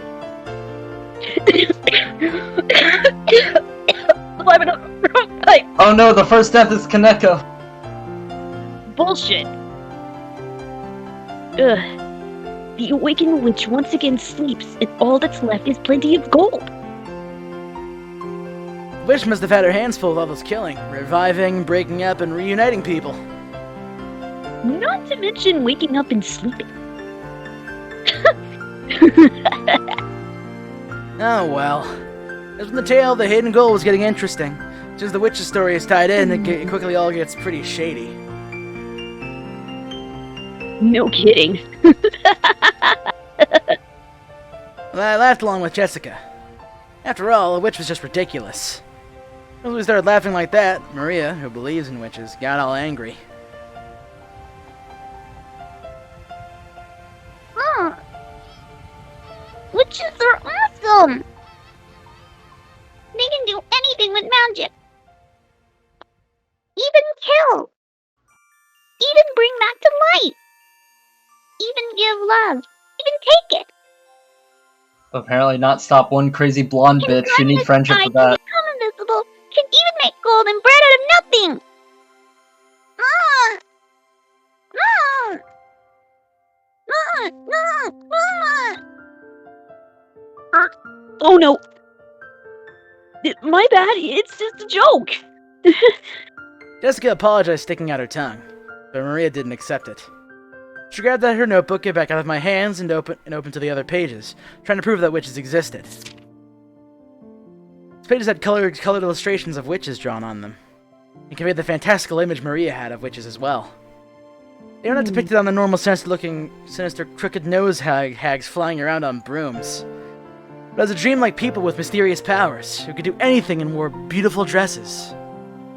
This what you'd expect from an imaginative young girl. Dancing through the sky, crossing a rainbow, dancing around all night with magical teacups and teapots. They would never get empty, no matter how much you poured out of them. With the flourish of their wand, the stars in the sky would become candy and pour down. And flower that produced sweets would bud by the roadside. To Maria, witches were the sole thing that could give form to the magical dreams that so captivated her. The last thing enriching her reality, which revealed more and more of its bland nature to her, with every inch she grew. That was why Maria believed in witches. She didn't want that dream to be insulted. And for that very reason, nor did she want the epitaph, which affirmed the existence of witches, to be insulted. Because the witch Beatrice is Maria's dream. To Maria-chan, this is not something that points to the hiding place of the gold, but magic to revive the witch.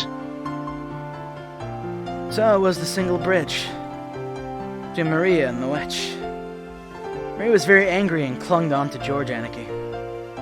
Jessica and I scratched our heads and apologized. It might not be possible to smooth things over again like the time she got mad in front of the portrait. Maria didn't want to be so easily consoled. As Jessica and I hung our heads, wondering what we could do, Shan-chan timidly opened up her mouth in our place. Maria-sama, did you know? There is a ghost story about Beatrice-sama that has been passed down amongst the servants.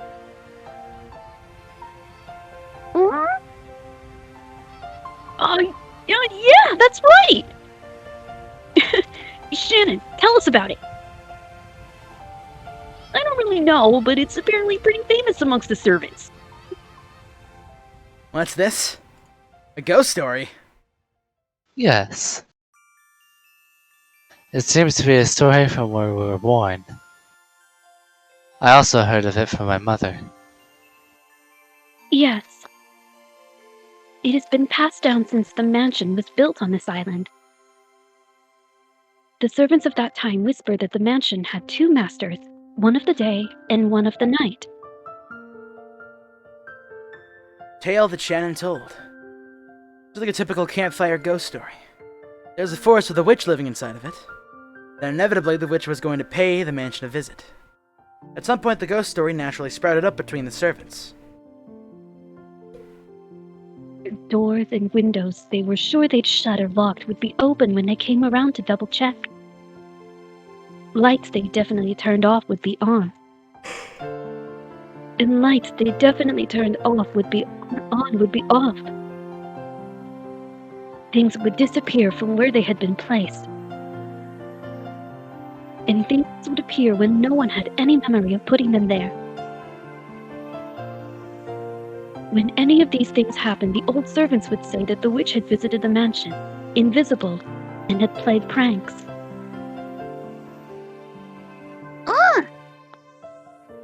See? She exists! Beatrice exists! Yeah, she exists. I remember often being unable to find my bag before heading to school. Maria puffed out her chest with an ooh as though she was the final. This was the final proof that the witch existed. Said it out loud, Maria would probably be hurt again. So I didn't. But I mean, you hear that kind of story everywhere. Depending on the place, it might be blamed on fairies or something. It's just that on this island, they call it a witch. Of course, you would expect all the walking around a vast, elegant mansion at night would be a little unsettling. It's an island devoid of people. If the mansion is so drafty, walking around in the night of the thunderstorm would certainly be eerie.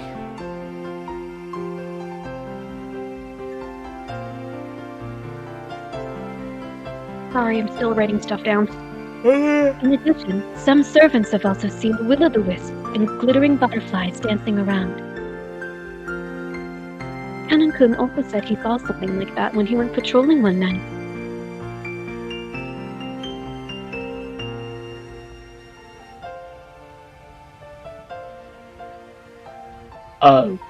Sorry, writing. No problem. And recently, the servants have been talking about strange footsteps inside the mansion near midnight. We have whispered together that Beatrice-sama from the portrait sometimes makes herself invisible and walks through the mansion.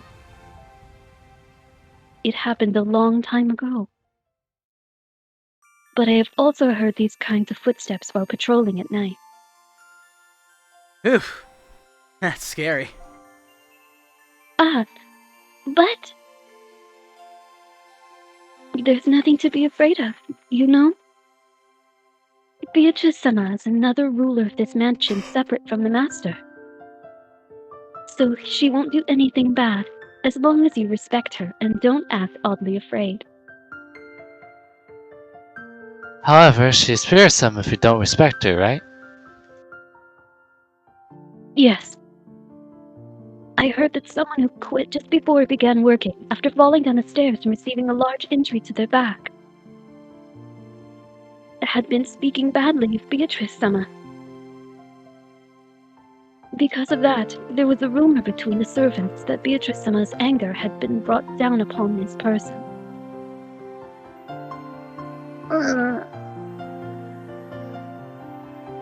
Anger will definitely be brought down on Dattler and Jessica. I'm sorry. I don't want her anger brought down upon me. I apologize, Maria. Of course, I also apologize to the witch. I'm sorry, Beatrice-sama. Please forgive an outsider's nonsense.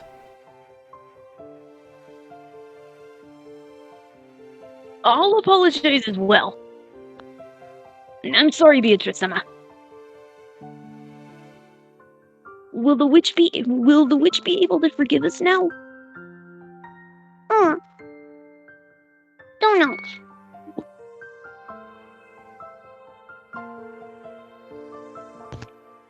Don't know. Witches are fickle, so they forgive when they forgive and don't when they don't.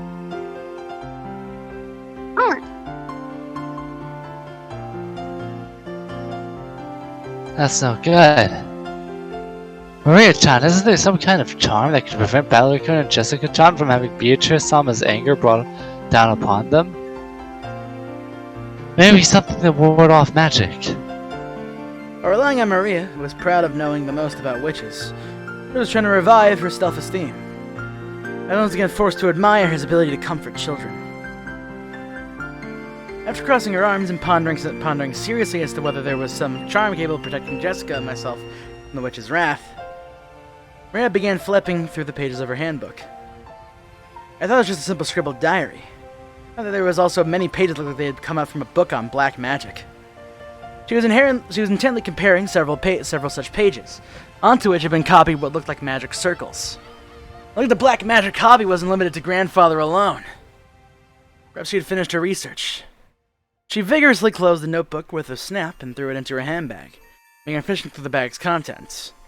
It seemed that various jumbled up things were in there. For a while she continued to take out various pieces of junk. They were probably important magical items to her, and repeatedly threw them back in, saying that they were wrong. She looked a little humorous, almost like Santa Claus deliberating over which present to give.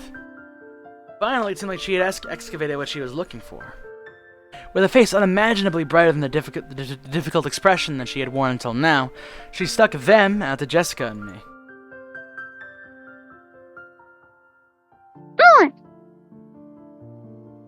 As I reached out to grab it, I noticed that there was a very cheap-looking charm.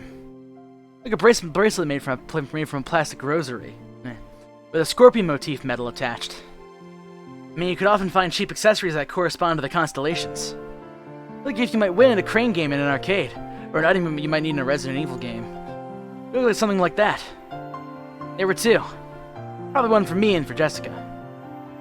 However, considering the odd fact that there were two of them, they looked like cheap manufactured goods.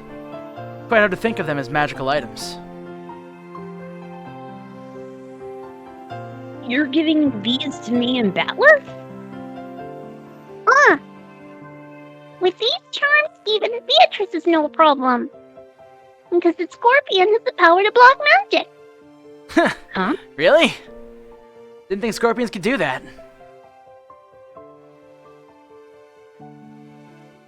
Oh.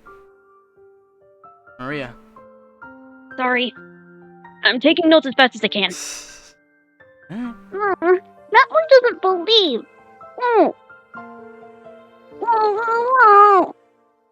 I didn't flame Maria again because I said too much. We took our notebook again and turned to the points of the page after page, going on and on about how the scorpion had holy power, and drawn on magic-repelling magic circles since ancient times. Ah, I've heard about that from some of the other young servants. You have? Something about how the scorpion is drawn as a magic-repelling symbol in sorcery. Huh. Really? The scorpion protects against bad magic and disasters. An emerald brings peace to the heart. So it is double the effect. It's true. The scorpion is wrapping around an emerald, protecting it. I see that seems very useful. I really wanted to make fun of this worthless-looking charm. As I watched Maria explain the charm with all of her heart, realizing that she had prepared them out of consideration for us, I felt as though, even if it were just a prize from a game center, it would still be beneficial. Material quality is what's important about charms. It's the strength of the feelings behind them. I think that I have enough respect for myself not to make fun of those. Okay, thank you. I apologize to Beatrice-sama, but even in the worst case where I'm cursed, I'll be safe now thanks to your charm. Right, Jessica? Yeah, that's right. Thank you, Maria. Wear it on your arm when you want a peaceful heart. If you put it in your wallet, your money won't go down. If you hang it on the doorknob, things can't get in. A really useful charm.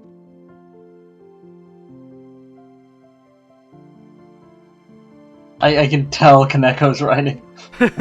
Like that was like me. No, it's fine. Should I stop taking notes? No, it's fine. you're Yeah. taking notes. It's fine. No, it's just like Incredible effect. If it is a charm that Maria-sama can recommend with confidence, I am sure it will be reliable.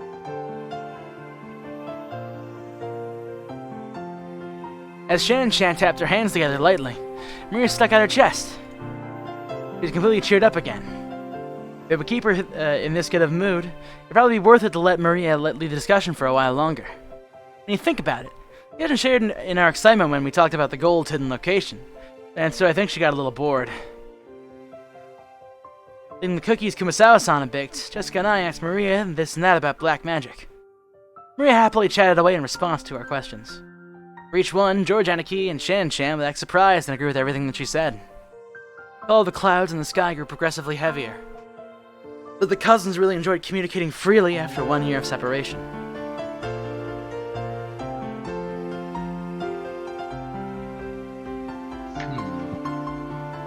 Did I just feel a drop on my forehead? More like a 5 head. You might have. George Aniki rubbed his forehead, he looked up at the sky. Considering the color of the sky and the dampness of the air, raindrops could be easily have started falling down at any moment. Like the wind has gotten a little stronger.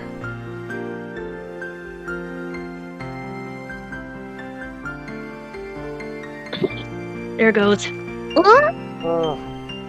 I didn't feel a drop. I'm the only one. Calm down, neither did I. Anyway, I'm sure that it'll rain so much tonight that everyone will get the same amount of raindrops. That's right. Maybe we should head back soon. Shan looked down at her watch. It's already well into the evening.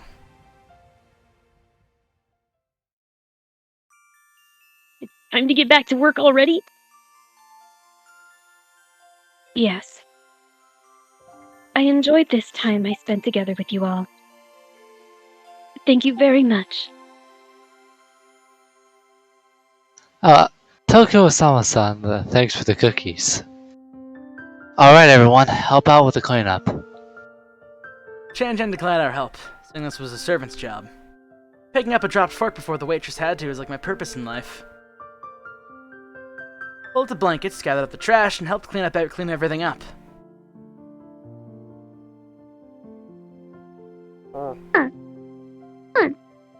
The trash is getting away.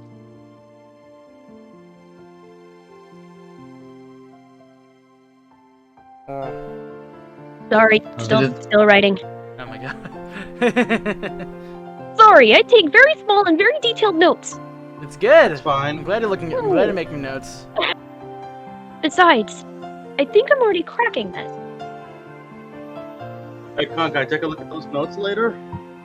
Say so what? I can cheat on the test. No way. This isn't note sharing in class. Take your own goddamn notes. I am kind of curious how good her handwriting is, because she's got that teacher's handwriting, I bet. Hey! That's a good thing! It's not like doctor handwriting. Yeah, I was about to say that. Like, if you're a teacher, you probably need good handwriting. You'd be surprised. You'd be surprised a lot of jobs don't have good handwriting. Oh. You'd be surprised. I had a teacher with stank-ass handwriting, on God. It's all in kanji. I bet you rocked his Since we're taking this little break, I wanted to mention, after Maria mentioned, like, the castle thing, I kind of got distracted looking at trebuchet memes for a small chunk of that. God damn it. God damn it. Trebuchet? Trebuchets? Yeah, here's a trebuchet meme for you. Also, Maria was right the whole entire time. Theme parks are better than castles. Babe, come over. Can't, I'm a 90-kilogram stone, but I'm 300 meters away. Cue the image of Trebuchet launching a stone at a castle. Oh, fuck you, AC, for what you're about to post. Spot him. Orange, put that on screen. Put that on screen. Here. That is strong. You're just putting the Discord in. I kind of have to because this is it doesn't want to pay attention to any of the fucking like could just capture this particular thing or capture any full screen game. It doesn't count this for some fucking reason. Or I have to fucking do it like that. I have to do it like a fucking regular capture. I'll just edit it in post as well. Fun times. You might have to cover up some times where I accidentally let the Streamlabs pop in to the side. Ooh. Yeah, it's not that big a deal, probably. Probably. Oh, just all window. Wallpaper. Alright, we ready to go? Are we? Head, chest, stomach. Yeah. And you got a lot out of that. Me? Meanwhile, I'm like losing chunks of information just from my shit attention span. I'll shit on your attention span. Got him. Ew. Oh shit. That's icky. The trash is getting away. Ah! Oh no, it isn't. I'll grab it for you. Ah! I'm going to get it. Ah! Ah! Ah! Maria! Don't get your shoes wet. You'll get in trouble. Maria, here's after some trash that the strong winds have sent flying was just like an extension of our playtime. By the time we finished cleaning up, the wind started blowing very strongly. Like a good chance to head back. You all really helped me out. Thank you very much. It really looks like you're out of time. It's alright if you head back first. Jordaniki perceived from her hurried appearance that very little of her free time was left. Genji-san is very rigorous about time. If you aren't at the right place at the right time, he can be very strict. Well, we'll see you later. Do your best with your work.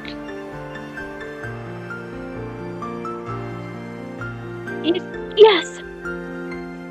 Then, if you will excuse me, After making a respectful bow, Shan-Chan hurried off in the direction of the rose garden. Okay, let's head back to the guest house. Watch TV or something and relax a little. What's TV? What's TV? Then it's decided. Let's all head back and watch TV together. Even Maria, who was still not tired of playing, agreed when she thought about watching TV. Head up to the gentle stairs and return to the rose garden. The wind had become very strong, and roses shook throughout the garden like ripples on the water. Maybe our last chance to see these beautiful roses. Tonight's typhoon is sure to ruin them. Those roses might be done in by tonight's winds.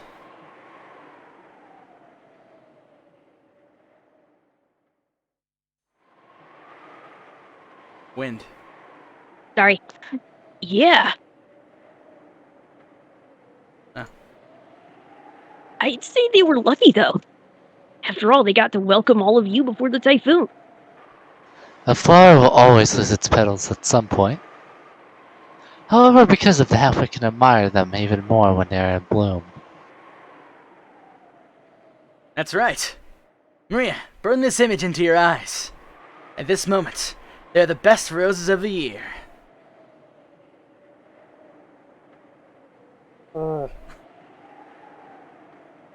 Yeah.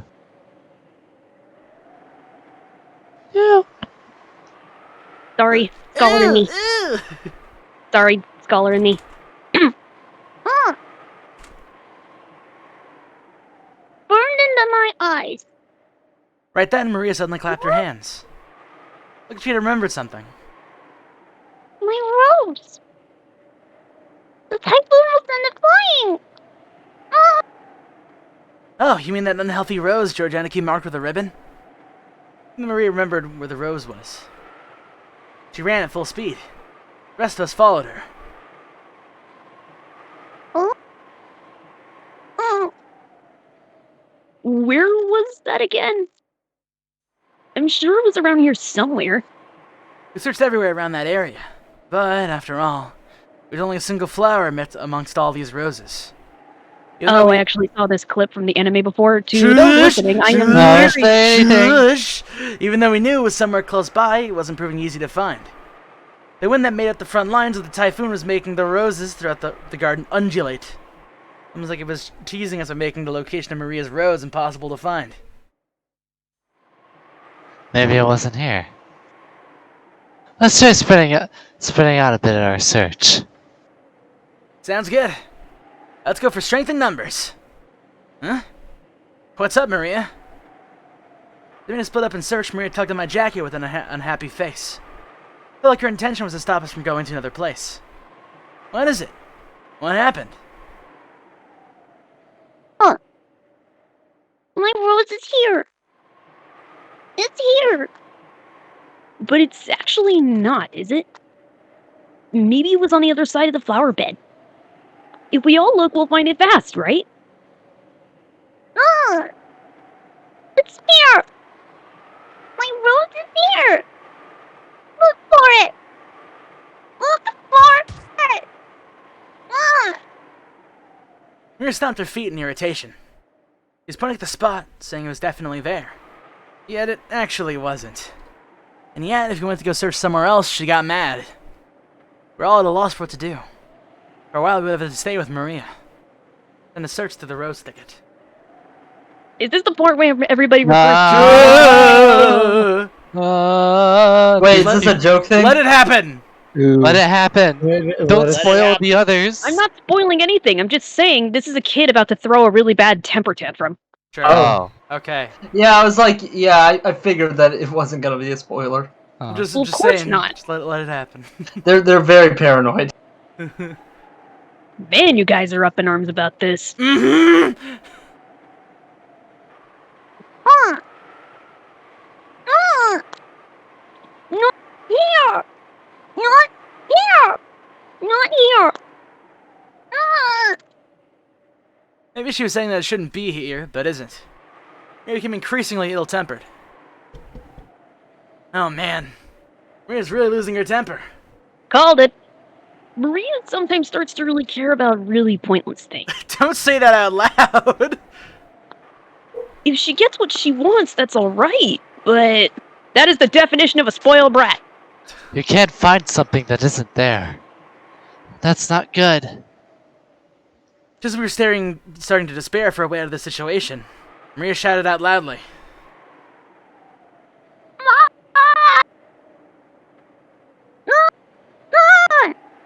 The direction she was waving her hand, Auntie Rose's figure was visible. Maybe she wanted to look at the garden one more time before the typhoon came. Maybe she had some business at the guest house. Auntie Rosa was coming from the mansion. Clearly noticed her daughter's voice and came over.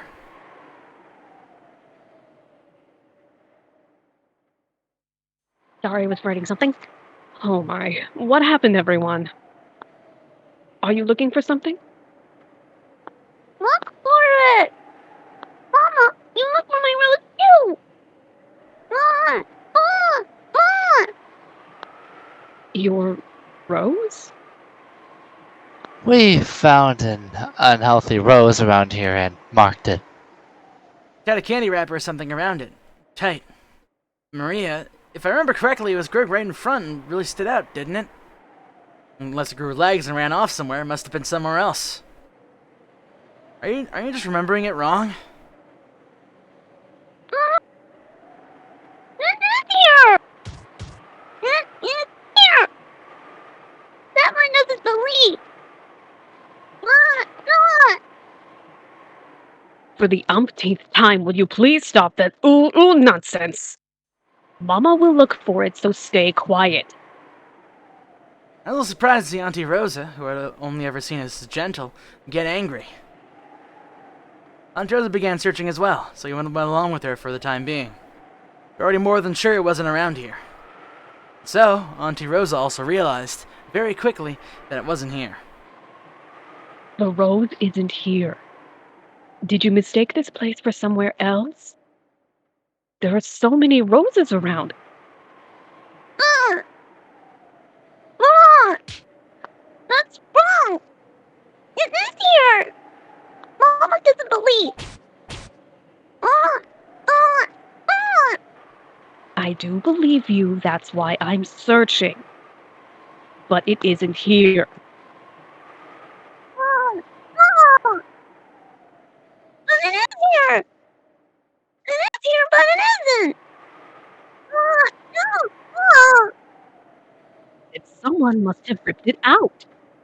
Just stop whining like that. No, my rose! No! Give it back! Give it back!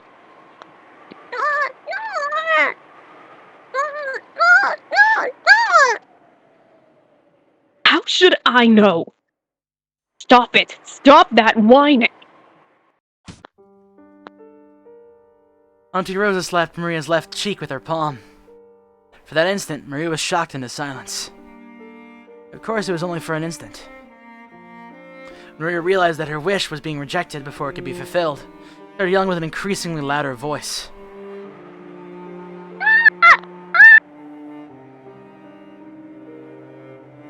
Dang it, my mic isn't picking me up here. My rose! My rose!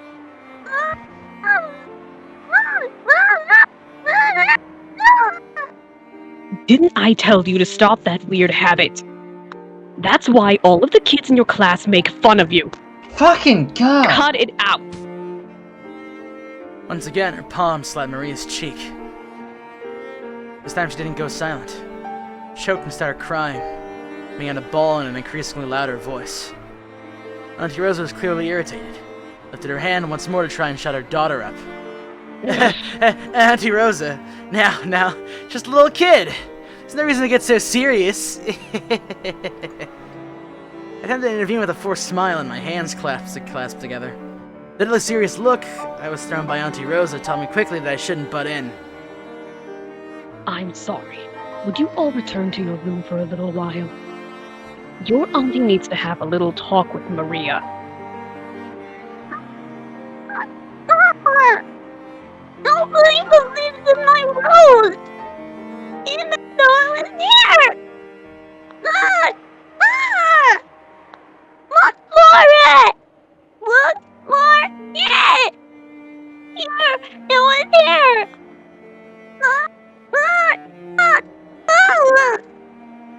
But it's not here.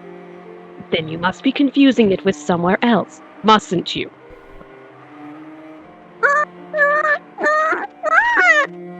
It is here! It is definitely here! Then it has disappeared.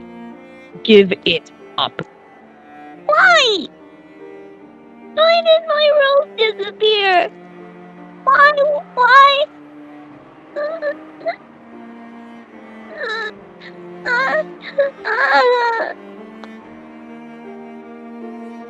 I don't know that. So stop saying ooh. Auntie Rosa once again raised her hand and, overrun by emotions, slapped Maria's cheek. So strong that it knocked Maria over. Hey, Auntie Rosa. Even if she is your daughter, you shouldn't be violent like that. I stepped between them to protect Maria, who was still on the ground, crying ooh. Well, that problem between parent and child are none of my business as an outsider. But I wasn't brought up by just suddenly observing something like this. Don't you think it's weird, Battler-kun? Do you have any girls at your school that mutter ooh? Well, I am in high school.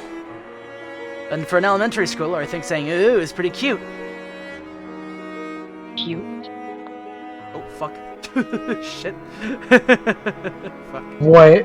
My fucking my I was opening up a browser and accidentally went over the fucking screen. So I saw just saw Twitter that for a grand total of 5 seconds. Wait, did it have anything bad on it? No. Okay, good. No spoils. No spoils on Twitter. No, we're fine. Thing. Oh, is cute. Cute?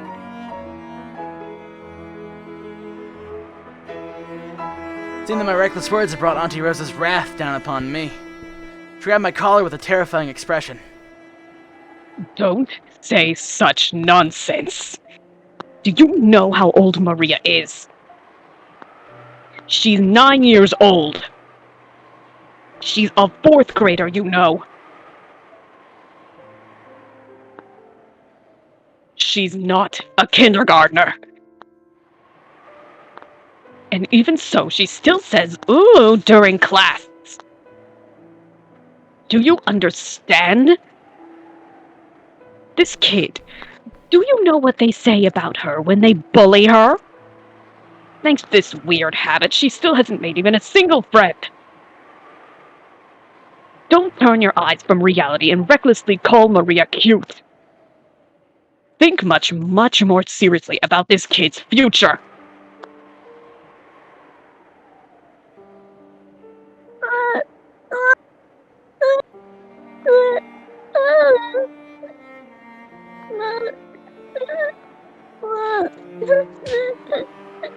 I told you, stop saying "oh!"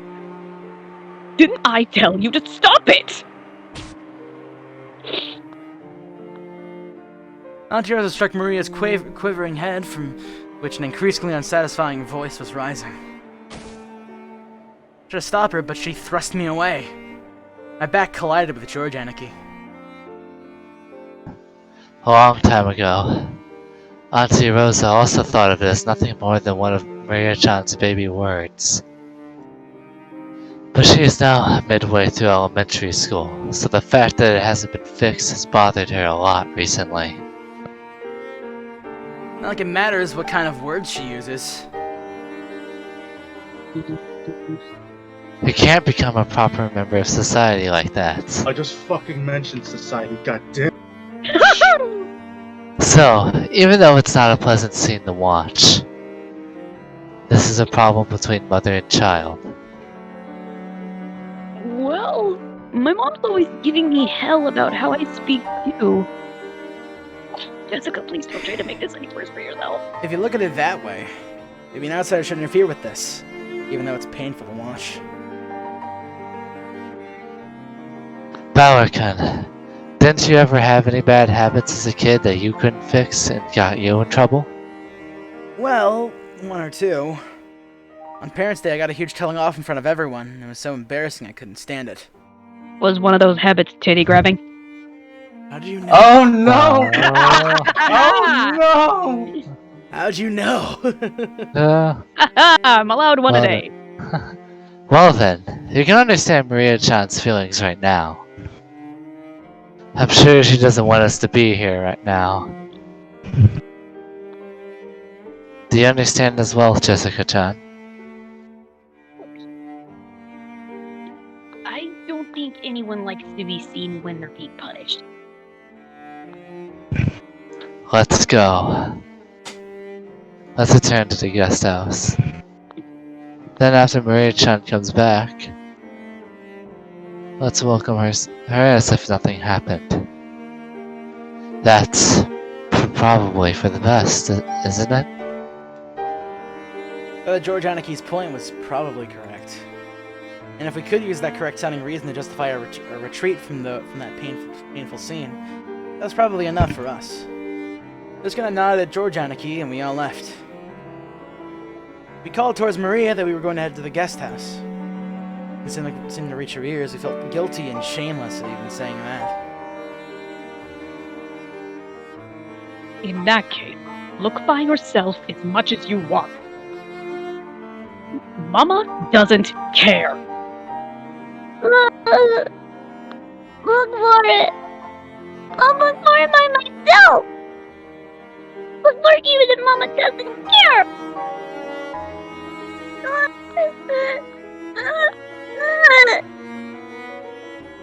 Have it your way. Burger King. God damn it, Orange. The fucking girl we're is having crying. an emotional and you're moment, talking and this to her. Nobia's fucking crying, and then you go Burger King foot. Aaron, where the hell, Ron North? Was everyone here? I'll never not forget that Orange, one. what the hell? I'll never forget the one time I remember seeing this one meme, and it was someone doing a Vegeta voice and going, "Have it your way, Burger King," and that stuck in my mind forever. Now really the best time to make a joke like that. I'm sorry. You fucking ruined a very touching moment. She returned to the mansion. We probably viewed that as a cold, hurtful gesture. But from Rose's perspective, that was not her intention. Because the hand which she had so emotionally struck Maria's cheek with was still numb. It was because, if she stayed there screaming, she might again be taken over by her emotions, and slapping her daughter's cheek over and over. Rosa left. Only Maria was left in the rose garden, alone. Until it began to blow stronger and stronger. Every once in a while, a raindrop would fall on her forehead. However, Maria couldn't leave that place. Not until she found that poor, withering rose. It had definitely been there. And yet, it wasn't there. Even though she knew the place, and even though this was it wasn't there. Maria, while bitterly staring at the place it was supposed to be, thought frantically. Maybe the angle I'm looking from is wrong. Maybe the height I'm looking from is wrong. While gazing at a single point, Maria repeatedly changed her position and continued to stare. It was getting increasingly stronger. She kept looking for that rose in front of the flower bed.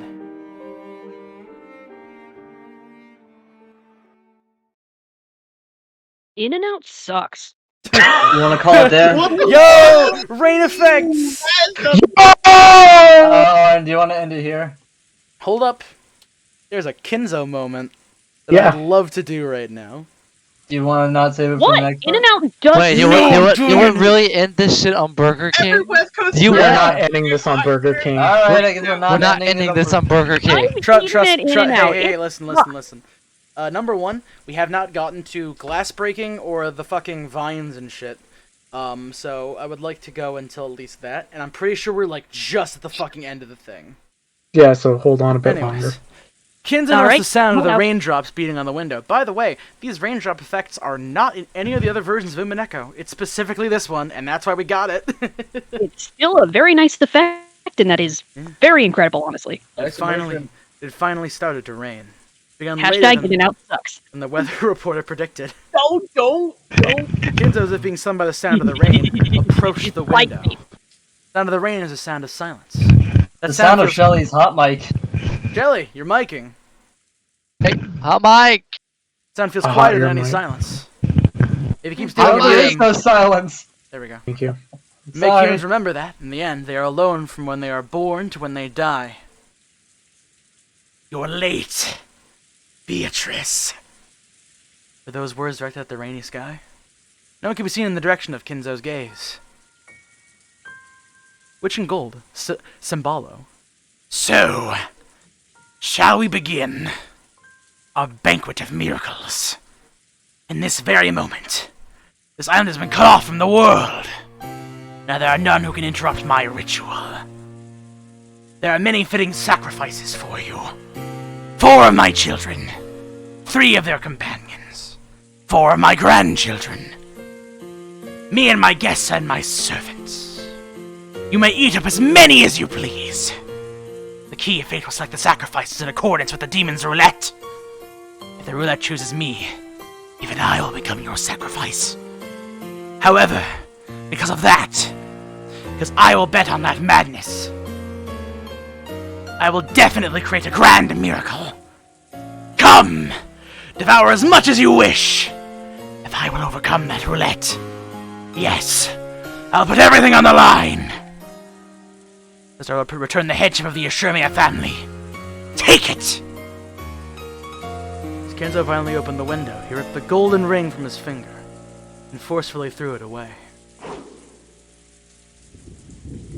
At that moment, thunder resounded, giving the illusion that the lightning had accepted the ring.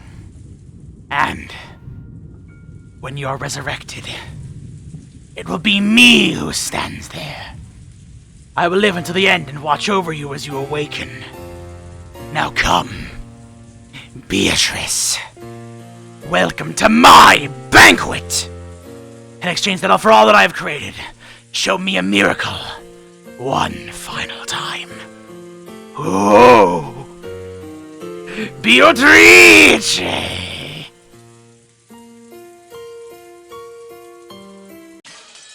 And There we go. See? Wasn't that long. See? Yeah. Cool. Alright, I gotta pee. Go take your piss. Time for the golden piss. A golden shower? No! No! So we're stopping there then? Yeah, we're stopping here. Okay. Do we want to, Khan, do you have any questions you want to field with the quote-unquote inner circle? Oh, also, Con, if you missed anything, we have tips that can easily just show you shit. Yeah, like- no tips. No, it's not those kind of tips. Like this is just the epitaph. Yeah, the epitaph. Mind if I try and read through this on my own? Sure. I mean, like you have. Then we pin it. You have the thing pinned in Live General. You can just read. In Live General, you can read the I whole read thing. out loud. Oh. Okay. Sure. Alright. Sure. Go ahead. Behold the sweet fish river, running through my beloved home of old. You who seek the golden land, follow its path downstream in search of the key. As you travel down it, you will see a village. In that village, look for the shore the two speak of. There the key to the golden land sleeps. You who laid hand upon the key must journey as follows to the golden land. On the first twilight, sacrifice the 6 chosen by the key. On the second twilight, those who remain shall tear apart the 2 who are close. On the third twilight, those who remain shall praise my noble name. On the fourth twilight, gouge the head and kill. On the fifth twilight, gouge the chest and kill. On the sixth twilight, gouge the stomach and kill. On the seventh twilight, gouge the knee and kill. On the eighth twilight, gouge the leg and kill. On the ninth twilight, the witch revives, and none shall be left alive. On the 10th twilight the journey ends, and you shall reach the home of the gold. The witch shall praise the wise and bestow 4 treasures. One shall be all of the golden land's gold. One resurrects all the dead people's souls. One even revives all the love they possessed. And one for the witch to eternally rest. Rest in peace, my beloved witch Beatrice. There's also the grimoire, which is a new thing that's literally just like, look at all this dumb bullshit that we added on. Hold on a second. Head back a bit. Is this like translator What about notes? 1 or 2? This is like, yeah, like, this is... Oh, words for the family members? Namu Amida Butsu. This is like Oni-san, Oni-chan, Aniki, Aniki. Is this just trivia? It's like, it's Japanese stuff, so like you kind of... It's like a translation. Oh, Wikipedia Japanese version. This would basically be a shorthand. Or is this a mod? This is part of the... Back in your Del Rey Really? manga. Yep. I can't believe they added translator note to the feature. Wait, what's Tori? Like a Torii gate. Yeah, I'm just curious if it actually goes into stuff I don't know about It's it. a Okay, Shinto yeah, it's very shrine. basic. It's basically a Shinto shrine. Yeah, I was just curious if they had any info I didn't know, but no, it's all basic It's stuff. also considered a doorway. Goku is 1 quindecillion. Wait, what Hey, about it's me, Goku? Goku. Hey, it's me, Goku! Power level. I'm about to make a joke about power levels. Oh, did Wait you? a second. Uh-huh, what? Go back to what exactly those... Go back to that, please. Here. Not the epitaph. The grimoire.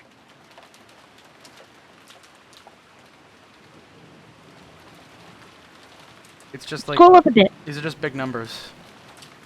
Ichiman Okuto. Go down. Please.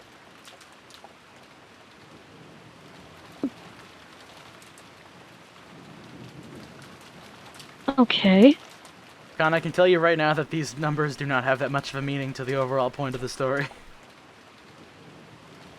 It was just a bit... This Just is... trying to show something. This is all just like translation trivia for like, hey, you don't know this Japanese thing, so here's... Yeah. I was writing kanji. Can I have a sex distillery? Sorry. I was only writing one specific kanji. 6 decillion. I wish I had Khan's brain in regards to this, because boy, it sounds like it's way more focused than mine. I'm also focused. Also, Bone, I love that you when when the Rosa stuff happened, you're like, yay, child abuse is back. Yeah, me saying, yeah, I love child abuse. Especially when it's not happening to Satoko. That's super getting clip, Bone. Good. And that's all I needed. Do At least it. in that one. There's also like But individual yes, character. I do like, have notes bios. of questions I do want to ask. And see if anybody else has been thinking about these as well. Okay. I want somebody to show the child abuse clip in a court battle, and so I can show them the actual context and go, "Ha, you buffoon!" And then I'll say, "Have it your way, Burger King." God damn, that really fucking just killed the movie. Oh, I loved it. I don't think JFK died as hard as that moment did when you brought that up. I've been my starved God, of clip moments. Jesus Christ! I've been starved of clip moments in Umi. That's not JFK, that's Richard Nixon. Yeah, you're supposed Tricky to say Dick. the funny thing that JFK says. No, Burger. Pronounced Chowder. So, Say it right. By the way, Nora, I just gotta say, I fucking love your Kraus and, what's the other guy? Rudolph. Rudolph. Good old Kraus and the other guy. I'm not good with names. I'll also say for the people at home, I will hopefully be able to fix the fucking crazy ass weird issues. Because for some fucking reason this game does not like, Streamlabs does not like this game for some fucking reason. that's really weird. Now that being said, Con, did you had some questions to go? yes, I do. Okay, let's hit it. Okay, sure. Alright. All the way back whenever we first started. The Legend of the Gold. A lot of that seemed pretty much interesting. And of course it makes sense that there would be a crazy treasure hunt with an eccentric millionaire trying to go ahead and have his kids fighting over this. Yeah, that's a little cliche. The movie Yeah. Rat Race is basically Umineko. Racist basis. What the fuck? I don't know. Don't stop, Okay. we're racist now. No, but I've also noticed Maria has she's only 9 years old, but she's already placed a lot of faith and time into researching all of these points about magic. Plus, I know. I went through that phase, but I was in middle school whenever that happened. Don't judge me. And I do remember something. The scorpions actually do have a tendency to come up a lot in magic gathering. And in protection. Okay. 1 second, if I may. Because I have backup notes on my phone about this. I did a little magic research.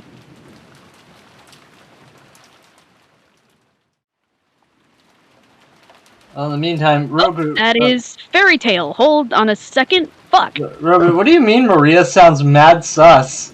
Sus of what? What did he mean by this? I don't know. Maybe he just wanted to say sus. It's a miss. So here, before I guess we wrap Don't look at the comments, AC? What? Oh, that video I just posted of Danganronpa. If you haven't played Danganronpa. Alright. Yeah, if you haven't played Danganronpa, don't look at the here, comments. in the meantime, while Con's doing this, hi! If you've enjoyed this thus far and the stupid bullshit and the Burger King reference the worst possible time, consider following us and continuing to look at what we do, because it's cool. It's based in Epic, frankly. Yeah, also, please keep recording this, because this is good after content for the chapter. Oh yeah, no, like, we're still going, Right. don't worry. Go to his Twitter for announcements. Also, the rain effects are nice. The scorpion in animalism and symbolism mainly just means that it is the power of defense in magic. Mostly that it also gives fortitude, grit, mental keenness, and willpower. That's something that's even too hard and obscure for someone like me to find half the time, and that's because we have the advent of the internet. Where does she get all her information? I don't know. If I had to take a guess, it could just be that she asked her mom for books about it. I don't know. I feel like, And also like, researching family legends. Japan. And her mom is not too keen about her having these sorts of hobbies or habits. She'd probably push her away from doing that. So the only other place they can think of would be the grimoires. But how would a 9-year-old have access to those if she was too afraid to go ahead and ask her grandpa for it? I'm willing to believe that's like the mom was like fine with her like looking up this stuff because she mainly seems to be upset about the childish stuff. Like this seems like actual education stuff. Would her being into magic and continuously wanting to be a witch also be considered childish? Maybe she looked it up young, before the mom started getting annoyed by this stuff. Well, I mean, like, so far, the only thing we've seen is Rosa getting pissed off at Maria going, ew, ew. And also throwing a tantrum. I mean, like... Oh, actually, no, it seemed mainly the itself a different thing I had questions on. Yeah. But Maria's magic knowledge is a bit suspicious to me. And I'm not using the acronym for that because fuck Among Us. Oh, I like playing that game. Okay, more power to you if you play it, just I don't like playing it as much now. Let's see. Got undertailed. Gonna disregard that. Then back to the conversation between the older kids. And I use the kids loosely because they're still acting like children even though they're all adults. The original kids, Kraus, Ava, Rosa. Oh, okay, so the parents. And how they need a lot of money right now. Which would make sense and sets up their alibis a little too cleanly. It's of course, this being the 1980s, I'm not shocked about them having some money trouble. Wait, mostly, Kraus would be caught embezzling. Is he even embezzling? I actually It's only don't. implied, but it is strongly implied. Like, I actually probably wasn't focused enough to actually get enough to know if it was for a certain thing, like a sure thing. Well, he is getting all this money from nowhere, and money just doesn't fall out of trees. So he's either diverting assets, continuously trying to go ahead and play up things that he doesn't have, or he really did find the gold. And that last option is highly incredulous. Yep. Alright, so... And the other children are suffering from their own financial problems. Hideyoshi's, it makes sense. It's the 80s. Stock market stuff went big in the 80s. It's gone way too big. Well, that, and it was also just, he was playing with ideas that he didn't know how to control. So of course he's going to need money to get his company back. Which means takeover. Thank you. Yep. The stock bubble. And that means Ava would probably do anything to keep her own lifestyle on tack. Well, what do you mean her lifestyle? You saying like she dresses and acts. Lavish. Lavishly. Okay. Fair enough. Like, she doesn't want to have to live like a normal. I didn't really get that much of an impression of her from that. Yeah, I guess no, she doesn't want to be at least at this time. She also doesn't want to be indebted to anybody. She's strong and independent, but she still does enjoy living a lavish life. But so it makes sense that she'd want a bigger share and that money up front, not only for the relief of her husband, but for own relief as well. Hideyoshi's pretty much the most innocent person I can imagine in this mess. He's a good boy. Hideyoshi is the best boy. He's just a goofball who got wrapped up into What do the you mean, stock unfortunately? Wait, Crimson, maybe don't say what you mean. I don't know what a spoiler is and what isn't, because I know he... No. He's asking what does he mean, unfortunately. Isn't it fortunate that Hideyoshi's the good boy? Wait, episode 1. He's read this. It is fortunate. However, that also makes him a bit of a scapegoat in all this. Do you think Ava would actually scapegoat Hideyoshi? Oh, she probably may. Unfortunately. Here's a question. Ava strikes me. Here's a question we have for you guys. What do you think happened to the rose? Oh, I think that I actually have notes on. Remember back in the other chapter, beforehand, when Genji said that the pudding was made with fresh rose petals from the garden. Mm-hmm. He used the rose, and he probably saw the rose with the mark and used that for the pudding. The rose never stood a chance. That would actually make sense. Exactly. It would be cut clean from the stem. And the marker would be thrown in the trash. Oh. Whoops. Huh. Well, a cook doesn't really care where a cook does care the sources, but even if it is clearly marked for something, they're still going to do it. And as anybody knows, if it's shiny, you go towards it. If the rose you want for your pudding is marked with a ribbon, then maybe use that one. Hold on a second. Hold on. Also, that rose was kind of dying, so it was perfect to be harvested. Yep. Yeah. Hold on. If it was dying, why would they want to use a dying rose instead of a healthy rose? That might be the reason why to use it up since it was going. Use it up. It probably still had some good life in it, so they probably And it would prune the garden at the same time. Yeah, cleaning. Unless it wasn't Genji who snipped it, in which case it could have just been another one of the servants. It was Cannon's fault. Come on, let's not blame Cannon for anything. He hasn't been here. I kid. He's been Kinzo's footstool. True. I mean, I am furniture. Do you think the gold is real? I think it is. Yeah. I don't think it is either. I do think it is. I think the real gold is the friends we made along the way. There is nobody that's gonna be a friend in this, I bet. Except for like the younger people, maybe. Anyways, Con, as you were going on. Yeah. Rudolph's motive is also a little saucy, if I might go ahead and say it. Yes. You enable him. Well, it's an American company saying that his company violated basic human rights. No, it's not based. No, that's not what it was. It was licensing rights. He probably screwed up copyright or some type of intellectual property. For a second there, I honestly thought he had to go ahead and pay a different kind of settlement to some woman he knocked up. Did they actually say what he did? I thought it just said he did things that were wrong, like something about rights.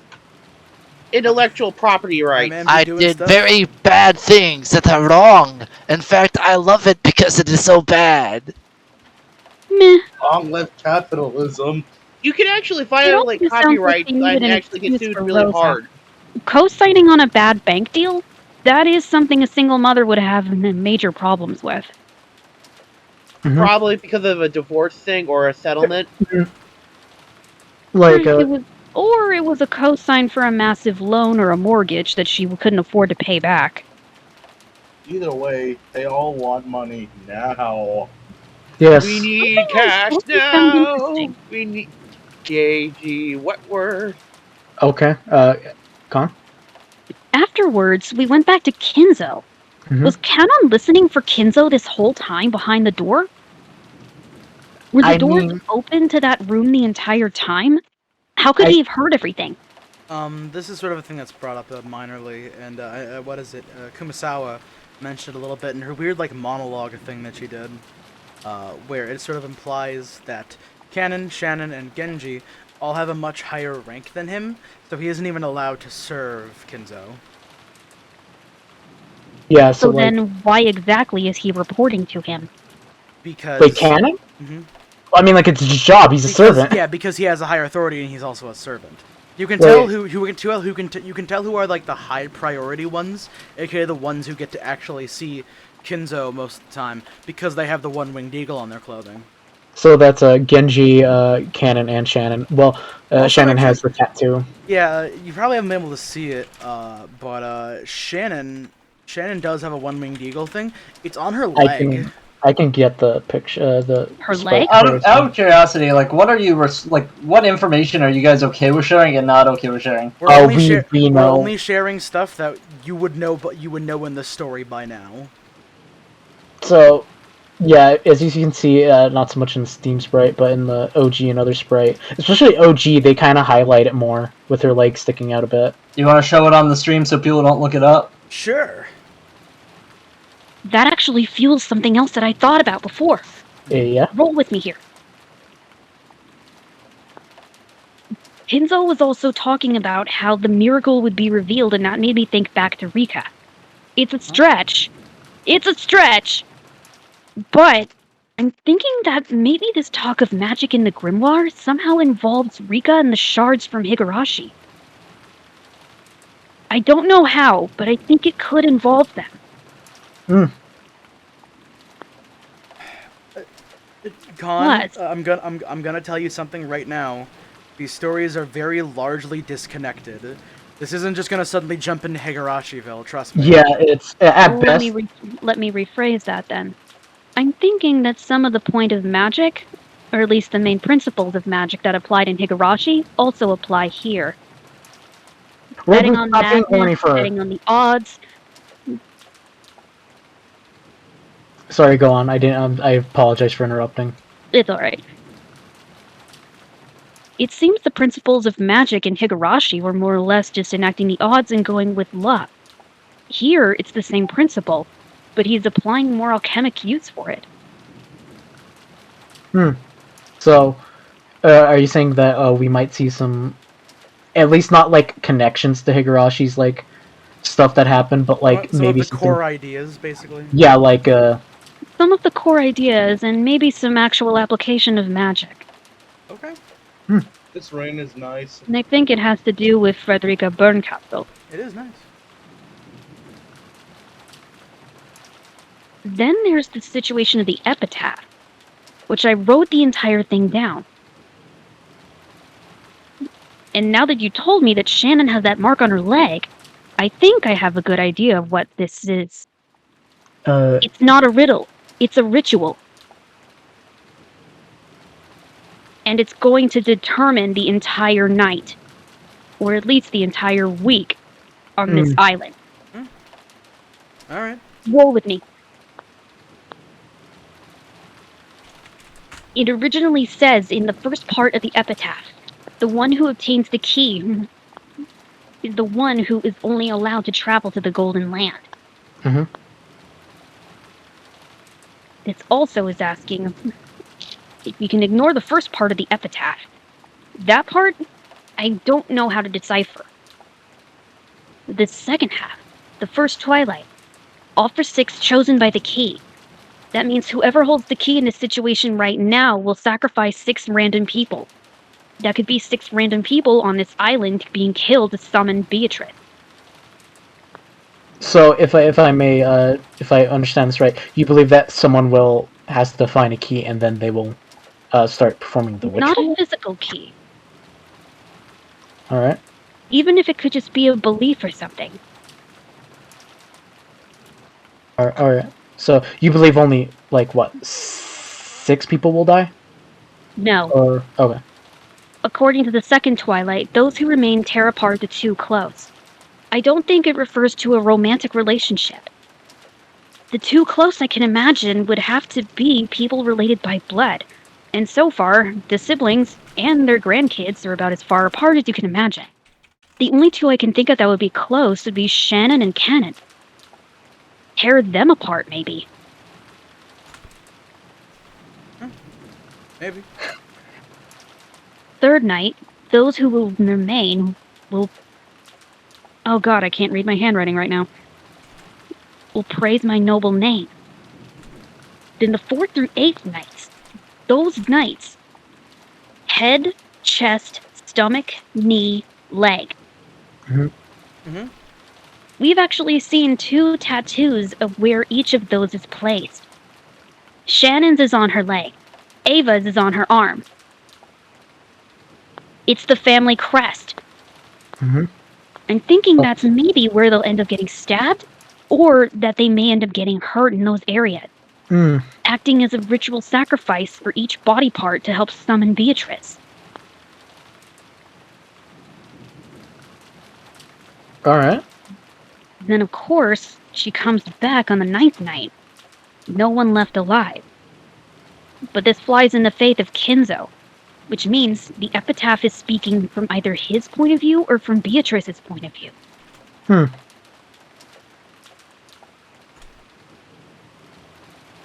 And of course, she's saying that she can bring back the dead, give back love's resurrection, give back the gold, and almost turn back time.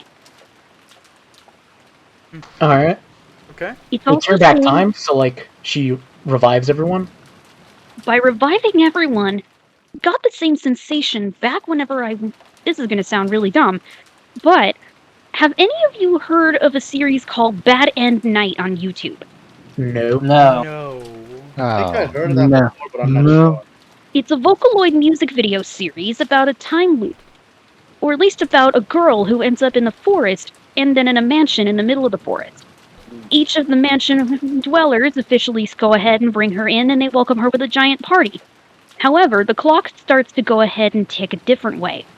It stops at midnight, and they all start to panic. The girl gets the idea from a book that's been in another room that the entire situation is actually plotted, and for her to get out of it, she has to kill somebody. She goes and kills everybody, but as the song finishes, a curtain lifts and it begins again. I'm thinking that Umineko is the same situation. That somehow, some part of this could be predetermined, or they think it could be predetermined by the epitaph. Yeah, what's the name of that again? Bad End Night. Alright. I can link it if you guys want, I can Sure, find go it. ahead. because it's actually full of pretty rockin' jam. And each chapter in the series actually does go a bit deeper into each of the characters and into what could possibly be called the play of the original story. Oh, it's like an entire series. Holy shit.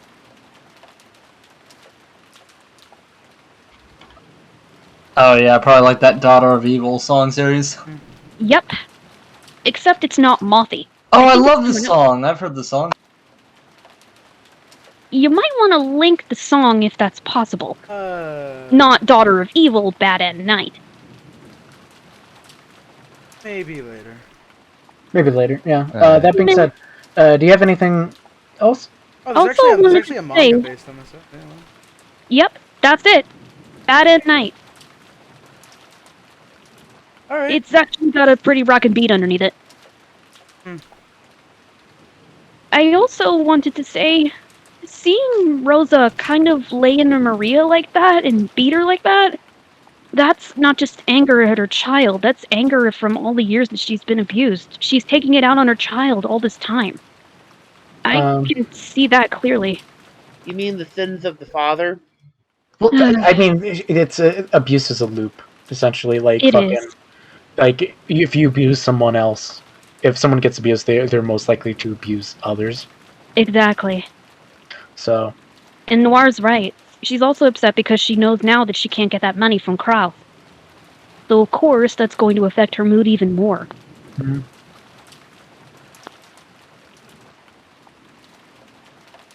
I think the only other thing I have to say is that it's interesting that Kinzo called it a banquet. It implies that Beatrice will actually be dining with them. But for that to go ahead and make any sense, I need the rest of my theories to go ahead and make a little sense that way. I doubt I'm right, but these are just what I can think of. So, it's a very you're listening to your process is very interesting, Con. That's all I will say though. I will throw this out here. Hey, even if like let's say, you throw out a theory, because this is directed to everyone. Even if you throw out a theory, and I want to know a well thought out theory, not haha sus whatever. A well thought out theory that even if it turns out wrong or right, I tend to think deep on every single thought I have before I do something else. We appreciate, because it's like as I can probably speak for AC, Orange, and probably Noir. It is very fascinating to see what people think as they go through, and because Con, I had different predictions at this time compared to you, and it's really fascinating to see people who are picking up things that I didn't notice. Yeah. Keep in mind, half of this is one, exposing it to new people, and two, for the people who know what's up and they decided to show up and see what's going on, they get to see people's interesting thought processes. So it's not this isn't just the Con question hour. If you guys have thoughts and ideas about what's happening right now. Oh, You're free the to other share. thing. You're free to share. Although I will ask, please be a little serious about it, because like, if I'm being honest, I don't want to bat away a like a 2-second thought meme. That was the other thing. The Torii. It was destroyed, wasn't it? Torii? What? The Torii. gate. The gate. Oh, the Torii. The shrine. Torii gate. Okay. What about it? It's already been destroyed. So of course, whoever destroyed it must have known ahead of time about the epitaph. Kinzo could have destroyed it, or it could have been one of the servants. It could have been environmental, but something about it is nagging at me. If I may probe a bit, what would you think? Do you have any ideas of like why maybe a person would want to break it? To either unleash something, or to go ahead and barge it in. And so far, it doesn't seem like Beatrice would be the only force on this island. So you're saying that there's possibly more forces besides Beatrice at work? Possibly. Would you say, I guess I'm probing, would you consider them like maybe connected in some way, or like, are they acting on their own volition? I don't know. There's too many variables right now to go ahead and place it. So, any other questions? Not just Khan, but like anybody else if you want to go. Anyone else? I don't really know. Khan pretty much said everything I've been thinking. Same thing here. I also find it interesting they keep mentioning the locking mechanism for Crimson, you already read it. You already read chapter 1, or episode 1. Didn't you? Also, just so you know, guys, the reason why I thought Maria was suspicious because there's no way that a 9-year-old could know that much. I mean, I don't know. You're underselling a 9-year-old's fucking ability to 9-year-olds can remember be shit. Because it's like, She's a very single-minded shit. 9-year-old. Like, she's doing this because she likes it. Like, I bet you there's a 9-year-old who could tell you Yes. the entirety of Bionicle's lore. Although it is interesting that her mom told her to write everything down. Back into that other theory about, well, just everything else said about her having autism. Of course, in the 80s, nobody would actually want to go ahead and investigate any of that deeply further. That stuff didn't come around until about the early 2000s. So you think Maria may have, like, autism? Some form of it, yes. Enough to where that her mother would probably tell her to write down her thoughts and help her get her things together. That's probably super true. Yeah. Once again, Orange just Rain is super nice. Let's keep it on. So like the general, my only thing is like that sounds very caring for a daughter, for like a mother who just slapped her daughter multiple times. Yeah, like I don't. Time whenever it seems in this situation, an abuser won't exactly reveal their abusive tendency. They do mean well. They never go ahead and start out as abusive. Rosa could still love Maria, but that's not going to stop her from taking her anger out on her. Well, I mean, like, I guess to say, like, even if, like, Rosa does love Maria, that's still, like, very destructive on Maria. That is fair, yeah. So something, so you know what, something I'm gonna say right now, and it's not a spoiler at all. Something I've always held firm on, and something I like to say out of context because I think it's funny, especially considering what we just saw. But Rosa is one of my like top 5 favorite characters in Umineko. Not because I can understand why. Not because she is a good person, quote unquote, but because she's a very like dynamic and interesting character, and you're gonna see that kind of like get more explored as this goes on. She feels more realistic. Yeah, well, I will say this because it's not much of a spoiler. A lot of these characters, they have more depth than fucking Tepe from fucking Higurashi. Yeah. Like, these characters are I can see that immediately. Like we don't get a generic child beater _01. Oh, that was what I wanted to say before, Josh. Sorry, the Joshy. It's fine. Same. Just call him Joshua. Thanks, Az. At least he doesn't have a name like Jericho. Oh yeah, also keep in I mind... knew a dude named Jericho in high school and he wanted to be called Link. Not the point. Anyway, at the beginning of the epitaph, it said that 2 would guide the way. maybe those two are the same forces that are also affecting the island at the same time Beatrice is. So you think like there's like two forces on this island, kind of affecting how shit Maybe. goes, and like It could Beatrice just be is like referring this. to two separate people. Hmm. But it would make sense if two people if you asked for someone for directions, someone would always point the way. So of course, if it's two people, then wouldn't you have the same amount of reliance on those two as you would as one person? Maybe. I guess one question, if I do may ask, I'm guessing, Con, you're in the firm camp that like you believe that magical forces are in works here. Yes. All right. Like what Mostly because Kinzo's been talking about it this whole time, and he's been drinking fucking absinthe. Dude must legitimately believe he wants to be it's some sort of fucking alchemist or something. Hey, he's built Absinthe different. is banned in multiple countries for a fucking reason, man. You know how toxic that shit is? And in the Listen, United my States, they man's just built legalized different. it. Damn. But all right. true absinthe is still illegal in this country. Oh, all right. It's illegal in a lot of countries, Wait, man. Orange, save! I already did, like 4 Oh, times. You said like 4 times.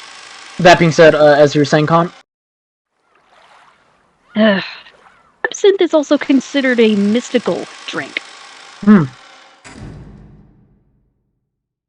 of course, if anybody can try to go ahead and drink it, then of course they probably may have mystic powers.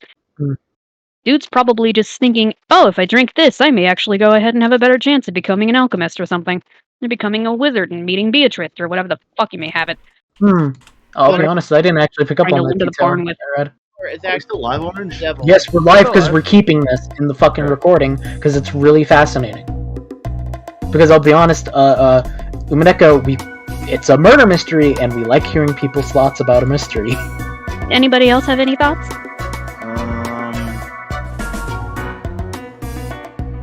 I'll tap in when I do. Well, I'm already finished up on my thoughts then. And that's all I had to say. Anyone else that may not have any idea? No? No? No one? Real absinthe is... Oh, thanks, Nor. Real absinthe is not a controlled substance, but sales in bars and liquor stores is banned. May be sold as long as it stays in 35 milligram limit of good zone. Absinthe completely legal in Canada? What the fuck? What's absinthe, anyways? It's sort of a distilled alcohol that's made with wormwood. Damn. Kids will be drinking worms. Well, it's also got a 68% alcoholic content. It is very strong. Very. Also, So strong it would shut you up in an instant. Stronger than Also, if vodka? you made it bad, you have Listen, I'm talking, please! Thank you. Hey. So, is it like stronger than vodka? That depends on what sort of vodka you drink. Wait, what do you mean isn't that strong, Zaz? That shit set my throat on fire. Like I said, true absinthe is often said to be at least 68% proof alcohol. Jesus Christ. Which rubbing means alcohol? Kinzo is actual alcohol. So if that's the case, then Kinzo is getting completely slammed every time he drinks a cup. Kinzo will be like, Genji, get me the fucking rubbing alcohol.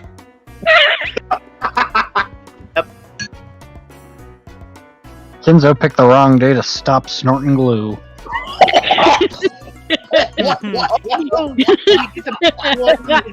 Hallucinogenic properties from it. That's the reason why It takes a fucking, just does a whole love airplane. glue and just goes, oh, Beatrice! Yes, you see most of Beatrice. while The glue drinking bottle absinthe. is my friend! Yeah, the fact that he's still alive after drinking absinthe all this time is a fucking miracle. Yeah. That stuff would have destroyed his kidneys. Liver. No, his kidneys. And then his liver. Listen. Kinzo's just built differently. I'm simply built different. I said that God twice! damn it, obey the laws of biology! Green, isn't it? Obey the laws of biology! Obey the laws of biology! I was hoping other people would chime in on that one. I'm good. Oh, damn it. Alright, so... So I guess nothing else to go off of, I guess? Yeah, if there's nothing else, I guess we can wrap it up then. Alright, cool. So yeah. Sorry, was I talking too much? No, this is perfectly fine. We are down for this because, like, hey, listen, as I said previously, this is a murder mystery, and as someone who has read through the entirety of Red Umineko, I find it fascinating to see what other people think as we go along the story. Like, fucking, hey, it's not just the reaction to seeing shit happen, it's also seeing what people's thought processes are. Speculation? So, yes, because we do like speculation. Live reaction. There's live reaction, and then there's the speculation afterwards, what people think. Well, I don't call it theory crafting as much as I just call it putting the evidence together.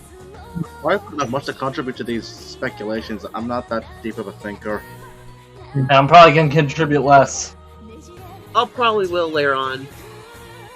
Hopefully after this episode. After you only read The episode second 1, right, Crimson?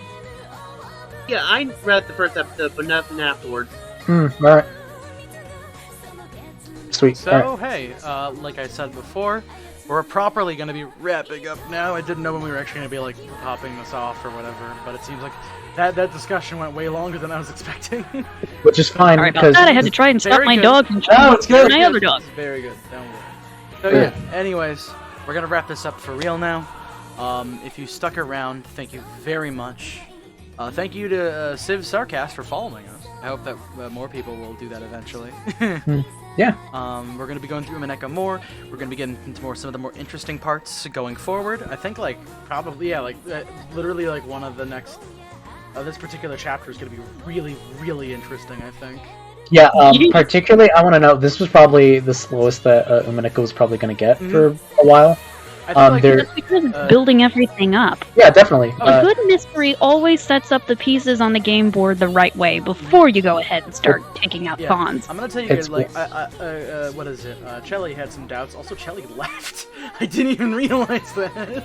Oh, Chelly? Wait, yeah. did Chelly leave? Yeah, he left. Let me add him real quick. No, it's son fine. of a bitch! Don't worry about it. Don't worry about it. He had some like thoughts about like how the last one that we did was a little bit kind of pointless. Because like most information is unnecessary, but trust me, doubt that. literally every single thing that happens in the first episode will pay off. Yes, like, if I'm being honest, like, it's not like Higurashi where something just doesn't pay off. In Umineko, straight up, there is a fucking payoff for a lot of things. And, like, even at its slowest bits, it has a massive payoff. Like, I believe, not to give any details about it, but in episode 6, I felt like there was a moment in Umineko where I thought it was like this is going way too fucking slow, and then literally the next chapter popped off so hard that I went, oh, this is fucking worth it. This seems good. That being said, I think I can say with some degree of decency that we've gotten past the slow part, quote unquote. Yeah, like in terms of like as part of the episode, because it's gonna like there's maybe like one more dip, but for the most part, it's pretty exciting going forward. Yeah, there's one more dip. The typhoon started.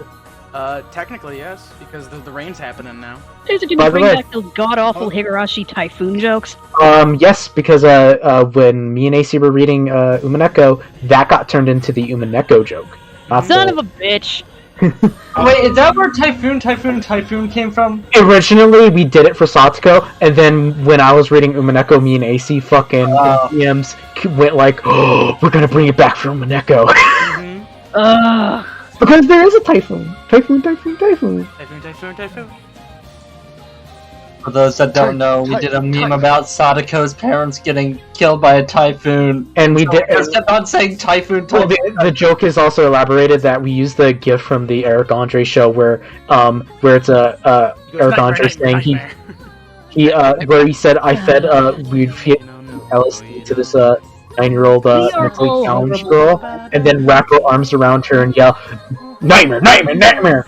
And we made the joke of like doing that to Satsuko. Did we sign off already? Well, no, like we're still just talking about like stuff. Alright.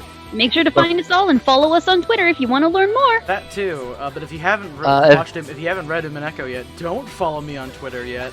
As I say, get the notification. As I say, if you follow me or Orange on Twitter, you'll probably learn a little bit more than you should if you don't. I actually said earlier, follow Orange on Twitter. fun. If you don't follow me on Twitter and read my book. Make sure to also follow us on YouTube as we upload the videos daily. That too. One of the YouTube, please. Also check out the Higurashi sessions because I fucking edit those and those aren't getting views. So please, Yeah. I need validation for my editing. Wait, do we upload daily? Pretty much, yeah. Oh, we It's do. like I have so much editing backlog that it's like constant. Josh, you might want to put the Halo stuff on hold because It's on. It's been on hold, motherfucker. Umineko is probably gonna take a little bit more precedent because this is the hot commodity. Like this is what's getting the views right now, man. I mean, like if I'm being real, every single episode of Higurashi is done. Yeah, I think So, I need to download I need to download the last episode from you still. I think. Actually, it's the second to last because I did a wrap up episode instead as the final one. So. Hey, my dog's about to go ahead and go cray.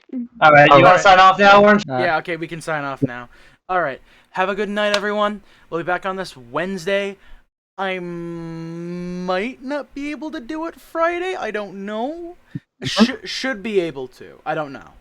Because I think I might be playing stuff with my friends. This week is E3. Oh yeah. Busy on Wednesday. You guys know what I'm talking about.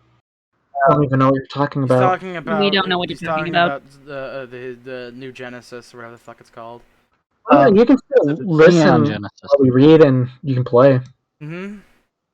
I mean, like. Alright, do you want to discuss this after the stream? Yeah, let's go ahead and end the stream. Thank you, everyone. Night. Remit? No. No growly. But yeah, okay. In the end, ultimately, hey, good night, everybody. Thank you for watching. Please follow us so I don't have to chill anymore. I would really appreciate that. Follow us and subscribe to Orange's YouTube channel in the little About Orange description below the Twitch. You too can enter the cube and be an Orange Boy gamer. Alright. See ya. Good night, everyone.